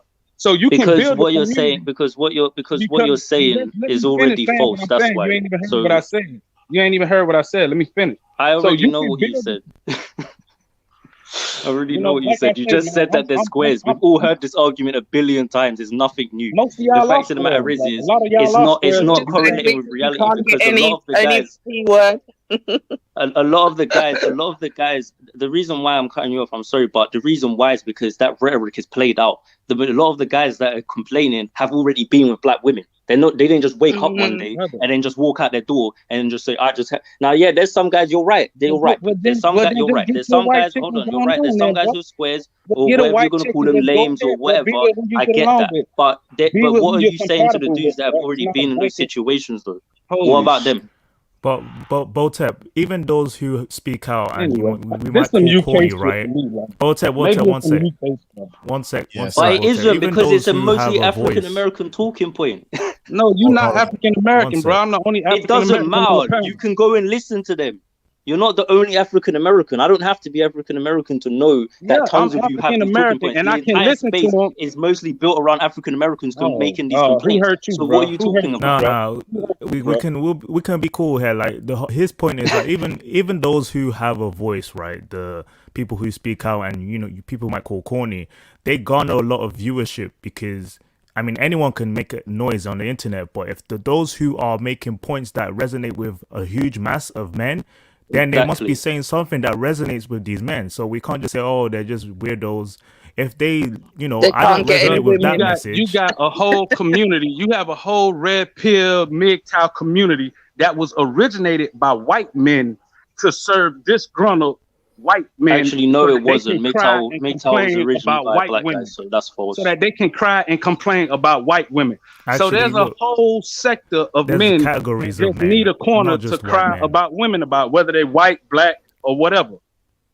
I obviously might not Well, agree with a lot why? of The things they question say. has to be asked why. You can't have Right. all these men from different continents, different ages. All I mean, agreeing. and the thing is this, what I will say is if you go back into historical documents, we can see from women's own writings how they felt about men, especially in America, when the women were brought in to deliberately be like superiors over the men.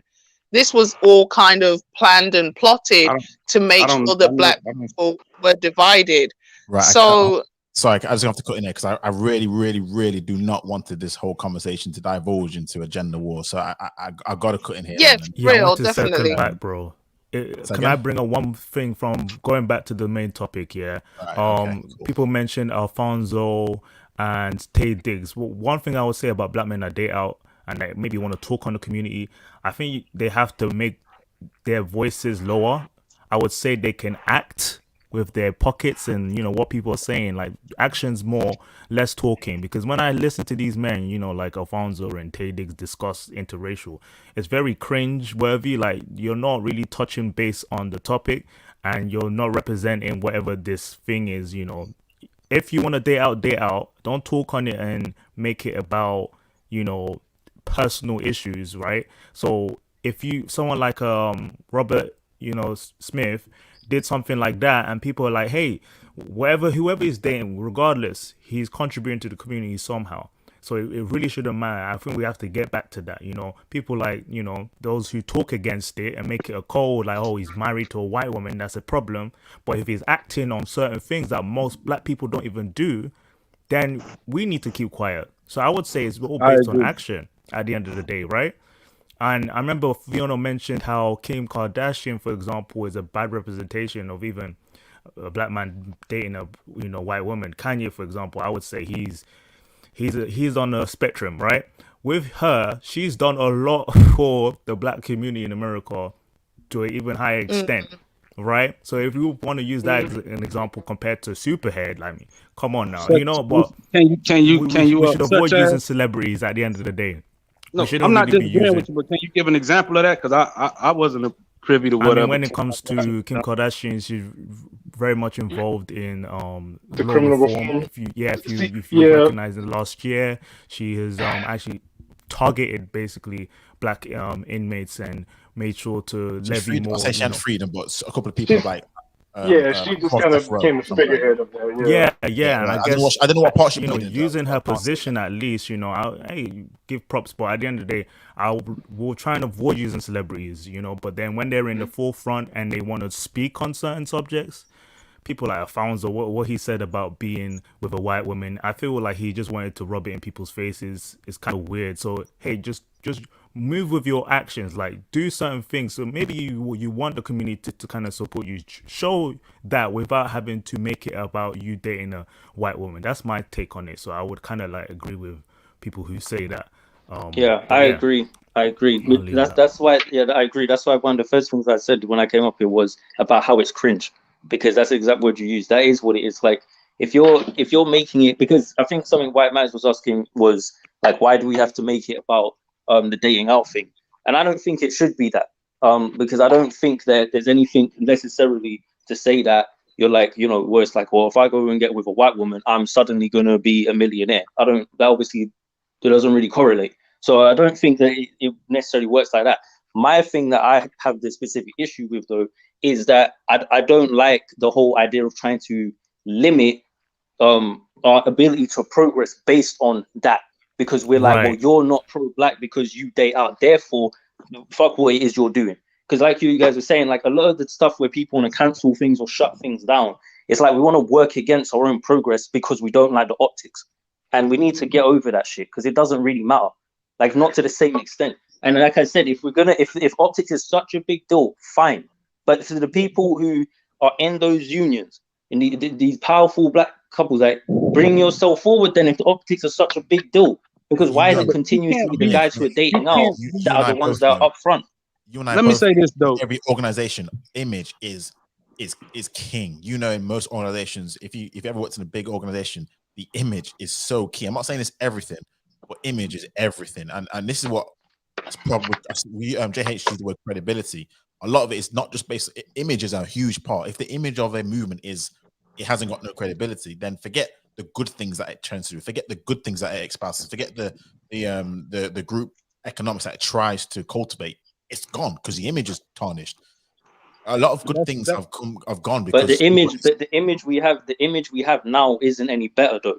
It's like it's like if I'm the thing is what we're dealing with right now is we're dealing with a situation of a lesser of two evils. If I've got a guy who's there with a white woman, it's not ideal optics. It's not, okay, but it's a starting point, and that's what I was saying earlier. It's a starting point so that you open up opportunities and doors for other people who maybe aren't going to follow in the exact same. Like I don't think that every guy, just because he sees a Robert F. Smith or whoever with a white woman, is suddenly going to think, I have to be with a white woman. There's other things that's going to play into that.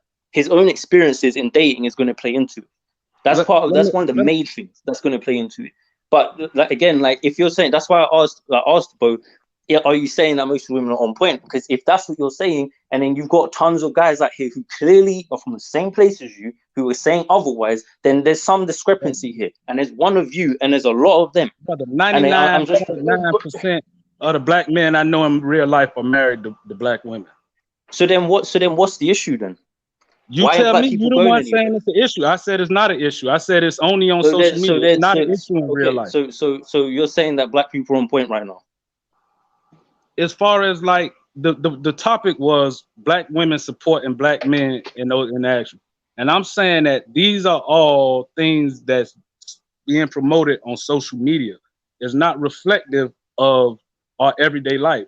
If I'm out and about, listen to what I'm saying, bro. If I'm out and about, let's say I'm in a white community, right? If I'm out and about, there's a certain level of respect and acknowledgement I'm gonna get from a black woman, and I'm gonna give to a black woman when we in like those white spaces. You know what I mean? If you go on any, not a HBCU, but if you go on a PWI, right? If you go on a PWI, that's a historically black college and university, and PWI is just in case a white institution. Yeah, my bad. Yeah. If you go on a PWI, black men are going to gravitate towards black women. Black women are going to gravitate towards black men. If something jump off between any outside group, black women are going to take the side of black men. You know what I mean? I'm talking about real life. I'm not talking about social media, Cynthia G, or any of these other nutcases that y'all listen to. You know what I'm saying? So yeah, but I'll to the point tell you this, bro. I think that would be different over here. I think I'm speculating. If that was something to jump off over here, you'll have a mix. So I don't think black men and black women come to each other's aids. I'm telling you, you guys are more got each other's backs. Even though you have a lot of issues, it seems online, you guys have each other's back so much more. I'll trust you guys so much more to have each other's back than over here. I'm telling you. I was saying the UK, right?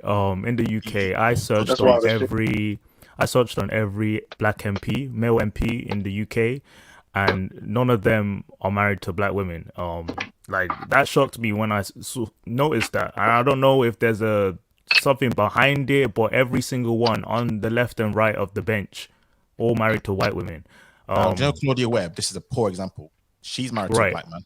But it's a poor example. No, I meant black men. No, MPs, I just wanted to add that there just because that's the only one I could think of as a black couple at least. So, but it's a poor example. I don't like Claudia Webb, but that's just wanted to put that out. Right, it's unfortunate, right? But yeah, just that even people in power or influence in the UK, it seems as if we don't have an agenda to keep in the race or any of that. You know, we're very fragmented. I won't say we're a good example of whatever unity that is. Can I say it's kind of like it's about proximity as well. If you go to a certain organization, you're more likely to be mixing probably with more non-black people than black people.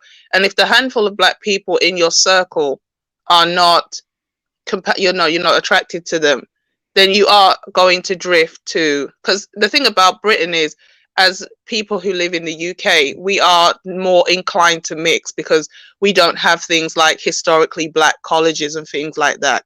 Whereas in America, you do actually have that opportunity to mix with other Black people in Black schools and things like this. I just wanted to say a couple of things. One of the points about Kim Kardashian, yeah, I can't even remember what I was going to say about that, and her using her celebrity status, but that's what it's for. Okay, and Fiona made a comment in the comment section about how why do Black boys need why can't they listen to a white teacher?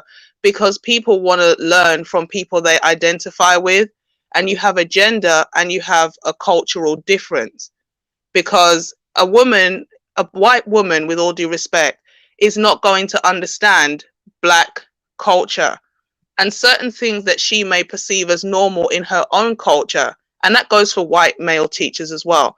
He's going to say, or she's going to say and do, which is going to be seen as like disrespect or an issue, especially for a lot of Black boys who already come from households with a lot of women.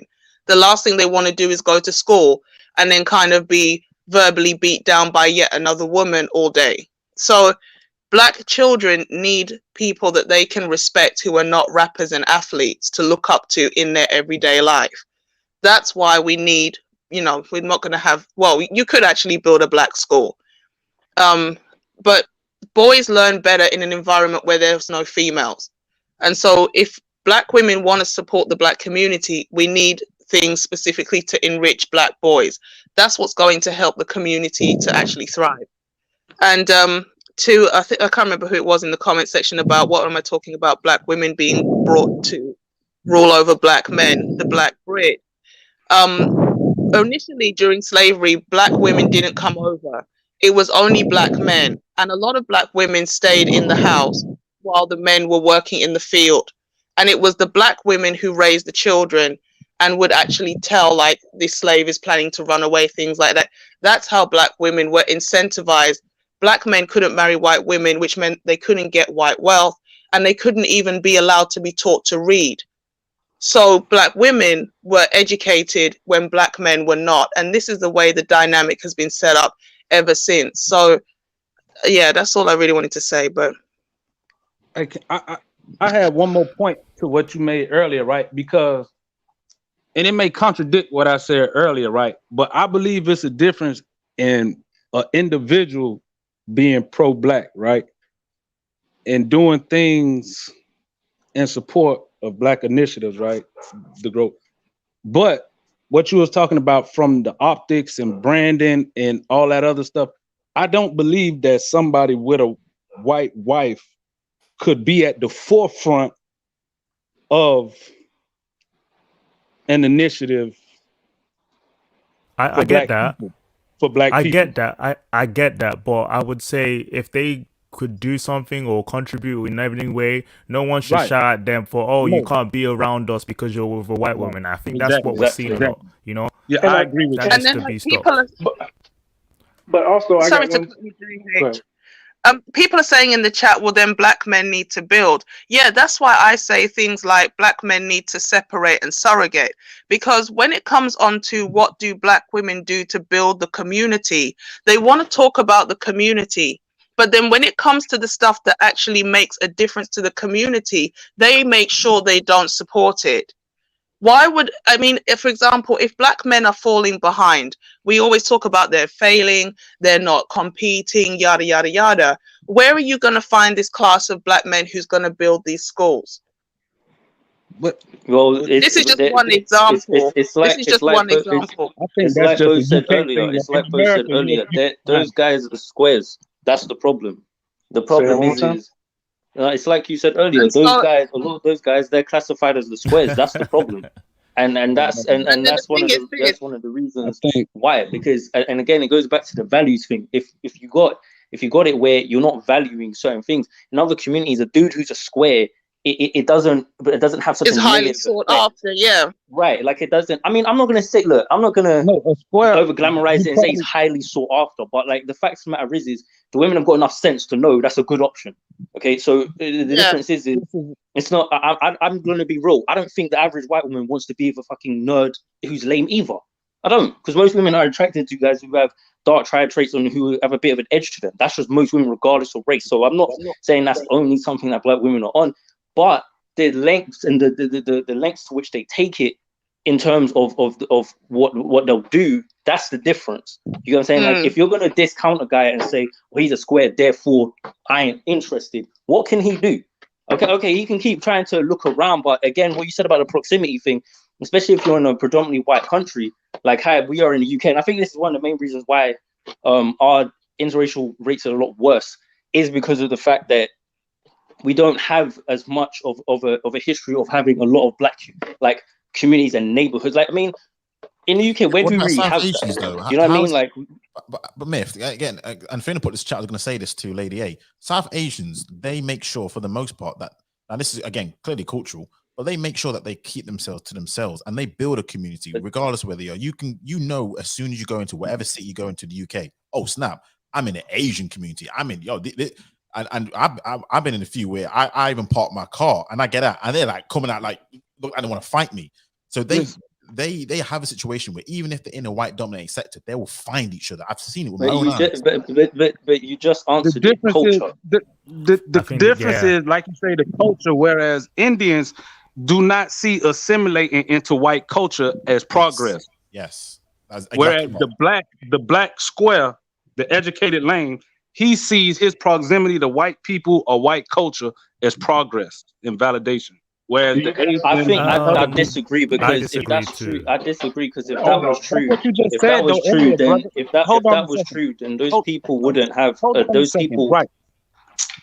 Because just earlier, the Duke made the case that as a quote unquote successful man, he can't be around black people for whatever reason, right? He needs to be with this other group, right? I didn't say that. It must have been S.A. Peel. I don't know. I'm paraphrasing, right? Whereas even if you look at the Asian community, there isn't this whole they're able to work together through different social classes, right? So you'll have the business class, and they're gonna pool their resources into stuff in that community, right? And there's still gonna be conflict and differences between the Pookies and Ray Rays in the Asian community, where they even extort one another. You know what I mean? They extort the Asian business owner, but the Asian business owner still knows his foundation is within that community. So he's going to take the good with the bad. Exactly, because they have a culture, they have food, they have a language, and they're often tied by a religion as well. And there's when you come from abroad as an Asian, then you understand you'll have a home, you'll have a place to work. You know, you've got a relative that maybe owns a business, because they're business minded and they're business orientated. So you're not coming in and just trying to build something. Black people are like always building. Every generation is starting again from ground zero, because of things like a lack of generational wealth and business mindedness that other ethnic groups seem to have. We are constantly starting again, because the previous generation often don't leave anything for the next generation. So that's part of the problem. There's been a lot of businesses in the black community which have lasted for generations. I mean, I know it's stereotypical, but barbershops, Caribbean takeaways and restaurants. There are other things like sort of hair salons, car washes, groceries, grocery stores. So there are things there. It's just, again, because call it cultural, we don't seem to, like you said, the Asians have a base that even though you have a Pookie Ray, even though you have a business class, I'm still going to service my community, even though we have these conflicts. Like South Asians, Indians and Pakistanis, it's so tribal that if you're caught dating someone outside, people have been killed because an Indian's dating or Pakistanis dating an Indian, but you don't know this because they keep everything insular. And whereas I suppose can I say something about that? More than South Asians do, which is why these things happen. Sorry, go ahead. Yeah, I wanted to say about the Pookie and Ray Ray argument, right? And it kind of even goes back to the school thing, if you want to say like Keisha. Like, people keep saying, well, why don't black men build schools? You always got to remember, a lot of these black men are coming from dysfunction. They're not getting the foundation that would put them in a position to build. But okay, let's say we get some black men who have made it out and they're building. It doesn't matter whether they're single or they've got a black partner or a white partner. When those children go to that school, who are they going home to? Are they going home to stable families that's going to support what the black men have built at that so-called school? I know it's other areas as well, but let's just stick with the school analogy to keep it simple. Are they going home, those children going home to stability, or are they going home to poverty, women who are maybe single and dysfunction again? So it's like, it's okay to say, oh, black men basically be this endless resource pouring into the bottomless pit called the so-called black community, but we're not going to do anything but fold our hands and say, keep going, good black men, keep getting educated, build these schools for us, and then we'll just push our kids in there, and then when they come home, everything you've just done at school will just undermine it. It's like Maybe one I'm hand has biased, to wash right? the other. Maybe You know, it's, Sorry, can I yeah. get JH? Can I get JH? So if Sorry, black JH. women are not going to support what black men are doing that's actually of value, then black men just need to separate and have their kids without black women. Because there's no point. Maybe because I'm American, right? So it's hard for me to like follow some of this stuff, though, right? Because Sorry, Bo. Sorry. Bo, Let me my let JH talk, and then I'll let you speak. So I just want to get him all out. right. Oh, sorry, man. But anyway, I'm gonna step out though, man. Y'all take it easy though. I'll just wait. I wanted to address something you said real quick. Oh, okay. I can address it anyway. But JH, you go on. Yeah. You guys got it. I mean, well, no. Going back to what Lady A said. I mean, that's just like the you know, I would never suggest that black men ever date outside their race, and I'm not sure if that was what you were saying, but it goes back to, you know, that's just the cards that we were dealt. I mean, it's like, what are your choices, right? So your choices are either, you know, do what we got to do, or just sit back and just, you know, integrate into, you know, I guess white society for us. You know, that's just what we have to do. I mean, we don't have really great choices in this, so it's just going to have to be, you know, the black men who make it out, try to find other black people, build something, and then try to squeeze as many other black people as you can. Yeah. What are your choices? Yeah. What are your choices? My black card's getting revoked in the chat. Oh no, I'll lose sleep tonight. Ignore him. I was going to address what Botep mentioned. I think he mistook me for someone else. But when it comes to like group economics, I don't see myself even just excluding myself from black people. That's not me. Being African as well, it's like I'm proud of that. Me addressing this is just to point out that even men who date out, just like Lady A say, look, there are men who might date out but still want to work within their own friendship, like circle of black men. You know, a lot of these black men still work with their mates as well in business and so on. But it shouldn't matter what type of relationship they have romantically with someone while they practice group economics. I think we have to come to a point where we kind of split those like we make them distinctions rather than making it a thing like, oh, you can't be part of this group economically if you are dating out. I think that's wrong. I think that we need to cancel that because we're going to exclude a lot of men who are already in those positions where maybe they have opened their options and they're exposed to a diversity of women, of course, but then they still choose to have black male friends. They still choose to have black male business partners, and they will continue to circulate that in the community regardless of who they're dating. So I think that's where we have to point this topic to. Do we need to attack these men? Okay, hey Duke, I would say that yes. I mean, I wouldn't say attack, but we definitely cannot promote or give.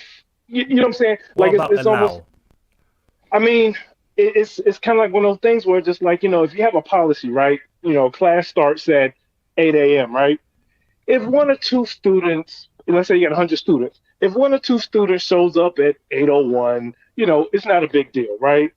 Or if, you know, 3 or 4 come in at like 8:15, that's not a big deal. But if like 70% of your class comes in at 8:05, now you got an issue. So it's like I said, it goes back to, you know, my thing about muddying the water. Like, yeah, you don't want to toss them out, but at the same time, I think it kind of creates a bad precedent, especially if, you know, if you get like a Pookie and a Ray Ray get a white woman, you know, ain't no one really caring about that. But if you got a Robert S. Smith, who was like, you know, the top 1% of black men, you know, financially wise, you know, financially so speaking. Are you canceling Robert S. Smith? Is that what you're saying? I'm not canceling. I'm not canceling. But hold on. With that example though, again, like he's already been in the black union, and that just gets thrown out. It's not like as if I mean, you could argue he's already contributed that to that part of the equation. He's You done could argue that probably he's already 3 done that. times more than most of these. The thing about it is this: the partners, we don't see them. Like, if you're a professional in a boardroom, it's unless he's got a picture of his wife on his desk, you don't even know that person has a non-black wife. So if we come to do business, let's do business. What you do at home to a degree, it doesn't impact what you do for the community. I mean, I agree that the optics of it's a bit fucked up. Like I cannot get away from it. And it's because I've said before, like me personally, I ain't gonna be. You won't catch me, making no family of a white woman, because I do understand that difference. Like they're just. Like I'm just, I get it, but it's just my thing is, if they're gonna, it's like, I think JH, you were saying about promoting it, like, yeah, okay, I don't think if we're gonna promote those people, it should be the promotion of the action that they're taking. You see, what I think where it's getting a bit fucked up is where guys are saying, well, the only reason he donated that money is because he had a white woman by his side, and like that's where it's getting messed up. See, if you're gonna say that the white woman has somehow the key to his success and the key to why he's doing those good deeds, that's where, I understand, and I think some people were thinking that by us defending those dudes, we're trying to defend the people who pushed that idea, and that's not really what it is. It's just that the action in and of itself, like it's like sometimes like having to separate the art from the artist or stuff like that, and some people can't do it, and sometimes you can't do it. I get it. It's case by case. It's difficult to say because you don't know what everyone's intention is. Like you don't know why necessarily some people are doing these donations. Is it heartfelt or is it some whatever? But I think we just have to be more pragmatic. If they're taking like for example, if I was a black person, I'm black guy, I'm like, right, I want to have a black family, and I see a guy who's a Robert F. Smith, okay, and he's donating. My question is, what are you going to? If he says I'm going to support you and your black kids, what, you don't want to take his money because he's got a white wife? Okay, now you're doing a disservice to yourself and your family. Okay, I have a question. What if his white wife is Paula Deen? I don't know if you remember who this lady is, but in America, I know Paula Deen. Yeah. The question also comes into the play is, not every white person is down, because you get with a white person, they may just like you, but they don't care about black people. And now, let's say, we have all these, white cops killing black people, and now you have literally, about to have about to come to blows, between blacks and essentially blacks and whites, not really, but let's say that it does come down to that. Now you have one side of your family is, black, and then the other side is white, and it's just like, Let me address that. Can I address that real quick? Because I want to boil it down to this, right? I think when it comes to black men working together, right, I think men in general have to suck it up. Like when we talk about optics and how it looks and all of this, we're talking business here. If we want to make a change in a community, whatever it takes, we need to kind of disregard all this relationship thing. Yeah, it might look a certain way to you, but is this man coming with money? Is this man coming with some type of capital? Let's work with it. It shouldn't really matter. And okay, you're saying if he's married to a Paula Deen, I mean, what type of man is he? He might not be the woke type of black man, but he might believe in group economics and leveling up the playing field for black men in his circle. Right. So when it comes to politics, black men are diverse in that too. Some black men who are considered conservatives might still think of the black community. Just because he doesn't have your views doesn't really matter. At the end of the day, are we going to work together or are we not? If we don't want to work together because of these little things, then we can separate the black men who don't care about all of that and black men who are over, into this. You can be on that side of the table. We don't care anymore. It's like I know that I'll work with people in my circle who don't care about that stuff. We actually will be more productive than people who nitpick about little stuff like this, So that's why I think sometimes I think we talk cross purposes. Sorry, it's like I want to give an example of this. A Christian and a Muslim can work together perfectly fine, but we all know in the context of their religion, they're not going to see eye to eye in terms of their beliefs. And this is what I'm talking about. I'm nowhere near disputing that you can contribute to the black community as a whole just because you have a non-black partner. That's ridiculous. I'm not saying you should disregard if someone wants to help you out and they have a non-black wife or husband. That's different than what I suppose we're saying. You have almost like a pro-black belief system. I don't know. I just think that's kind of a different. We're talking a bit cross purposes. That's why I disregard the term pro-black. It's about working with other black people just because. I would disregard the term. I get it. Yeah. I get it. I think that even those men should get rid of just even claiming pro-blackness, because even people who claim pro-blackness don't even know what they're talking about. I think, to be honest, we should just continue to promote group economics amongst ourselves regardless, because if pro-black sounds more like a religion at this point. All these little principles and verses, and to me, all these rules don't make any sense. We're talking about building capital in the community. Forget all of this as well. Right, but I have a question. Ideologies. I have one question. Economics. Go ahead. I have one question. So if getting with the black, just working with black people, why work with anybody then? Why do you have to? Yeah, if you don't want to consider yourself, I'm not saying you, but I'm saying, right. But let's say you don't consider you're a black person, you don't consider yourself pro-black, but I want to work with other black people. Why work with other black people and not being pro-black? Yeah. I don't get me wrong. I understand that there's a lot of goofballs, scammers, charlatans who have muddied the water and given pro-black a bad name. I completely get that, but I don't say that. I wouldn't think that it doesn't make sense. To me, it's if you care about the black community and the only way to produce dark melanated people, children, offspring, is to get with another melanated person. I just don't see how bringing in a non-African descendant person into the mix. That's where I feel like we need to set pace on how we see things, right? Because the way I see it, I can only have control over the next 2 generations of my heir. When it comes to who I date and whatever, and my children that comes after me. So if I have mixed race children, the world will still see them in a certain way, as part of me. So at the end of the day, when I'm working with other men in business and so on in the community, I could also be like someone like Robbie S. Smith. We use him as the epitome of this example.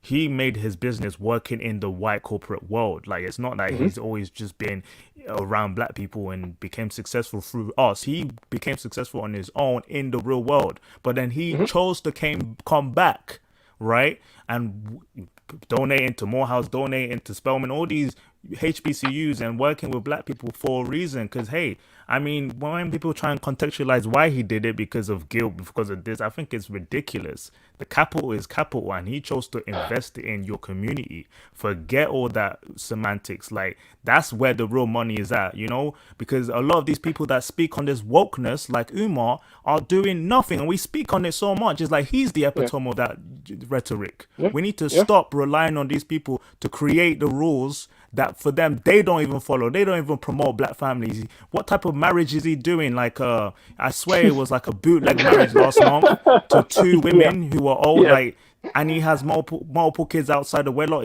This guy doesn't represent that. But he wants to preach it while these men are actually making movements. I think we have to kind of realize that, look, what is the priority here? Yeah, are we gonna act on things, or are we just gonna make up rules just to please the masses? Like, bro, we need to get to the point at the end of the day, I guess my question is now, do you think that, let's say we were just to throw, no type of is race loyalty when it comes to, is that a word I can use? Like, just throw that out the window, right? You can just go wherever you want to go, and it doesn't matter. In 20 years, 30 years, do you think that the black community will, I'm doing air quotes around black community, will you think it'll be lighter or the same, or will you think this is what the goal is, right? To get people out of the situation they're in. If it's poverty, we need to get them out of it. We need to support people who look like us in our neighborhood, whatever it takes. I don't know what that means when it comes to, how would they look 50, 60 years from now? Is it going to be whiter? Is it going to be? It will be whiter. Mixing. Okay. Even if we weren't working together, is it going to already happen regardless? Even the Pookies are dating now. Even the poorer people are dating now. So when we speak on how our image will look like, in the future, it's not going to change anything. Are we still poor? Are we still living in shit? You know, sorry for my language again. Are we still living in the gutter? At the end of the day, like look at the South American countries where there's already that has been going on for centuries. They're still living in poverty. The darker you are, yeah, I agree. But majority are still brown, and they all live in favelas at the end of the day. So it's like, even if people are mixing in or all of that, are we still in the predicament we're in? Or, you know, if we start shutting out people because they're mixing with the general public, why shut them down? If they want to contribute in any way they can, let them contribute, you know? Right. We can't really change how they love people. Setting rules would actually scare people away. That's the thing I'm trying to say. If we continue to do this, throw this rhetoric around, even the men that can actually raise their hand and help would walk away. It would deter extra support. So as many people that can support, just let them support. If they don't have to be the image of the movement or whatever that is, fine, but let their hands be out. Give tithings to the whatever movement that is. At the end of the day, let's not deter them.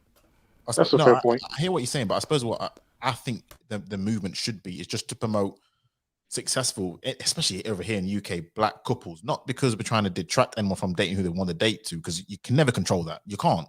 You can only control who you date, who you marry. That's the only thing you can do. Not even your children.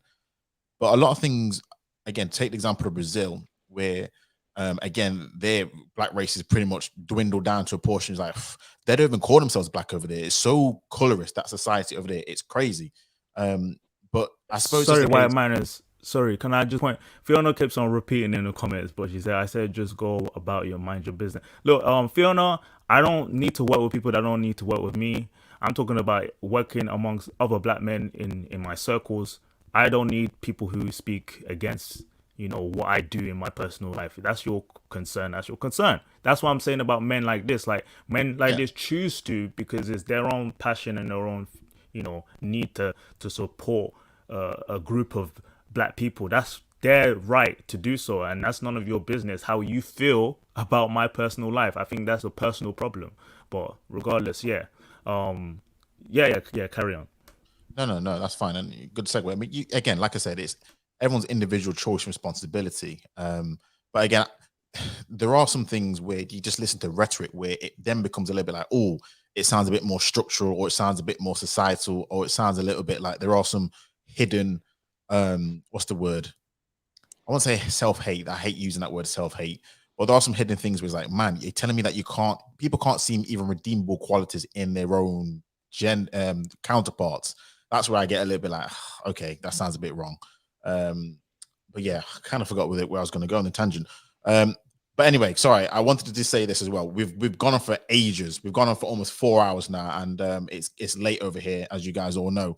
So I kind of want to just sort of shut down the stream. But I want to say a big thank you to everyone on the panel, and thank you to everyone in the chat. Please make sure that you like the stream, subscribe if you are new. But yeah, I just want to say thank you for the conversation. It's been relatively chilled and controlled. Because I know this conversation get way crazy. So I do thank you everyone for putting your part in that. So I do appreciate it. But yeah, I'm definitely gonna close down the stream because I'm getting a bit tired. So thank you to everyone who's been listening. Thanks to everyone on the back chat. Hopefully tomorrow there'll be a live stream talking about Black Pound Day, which is kind of about economics and whatnot. So yeah, and just Black History Month, why I like it in general. So I may go live depending on how I feel. We'll see how I feel tomorrow, but definitely stay tuned. But yeah, thanks everyone. See you in the next one, and we're out of here. All right, good night. Peace out. Take it easy. Bye.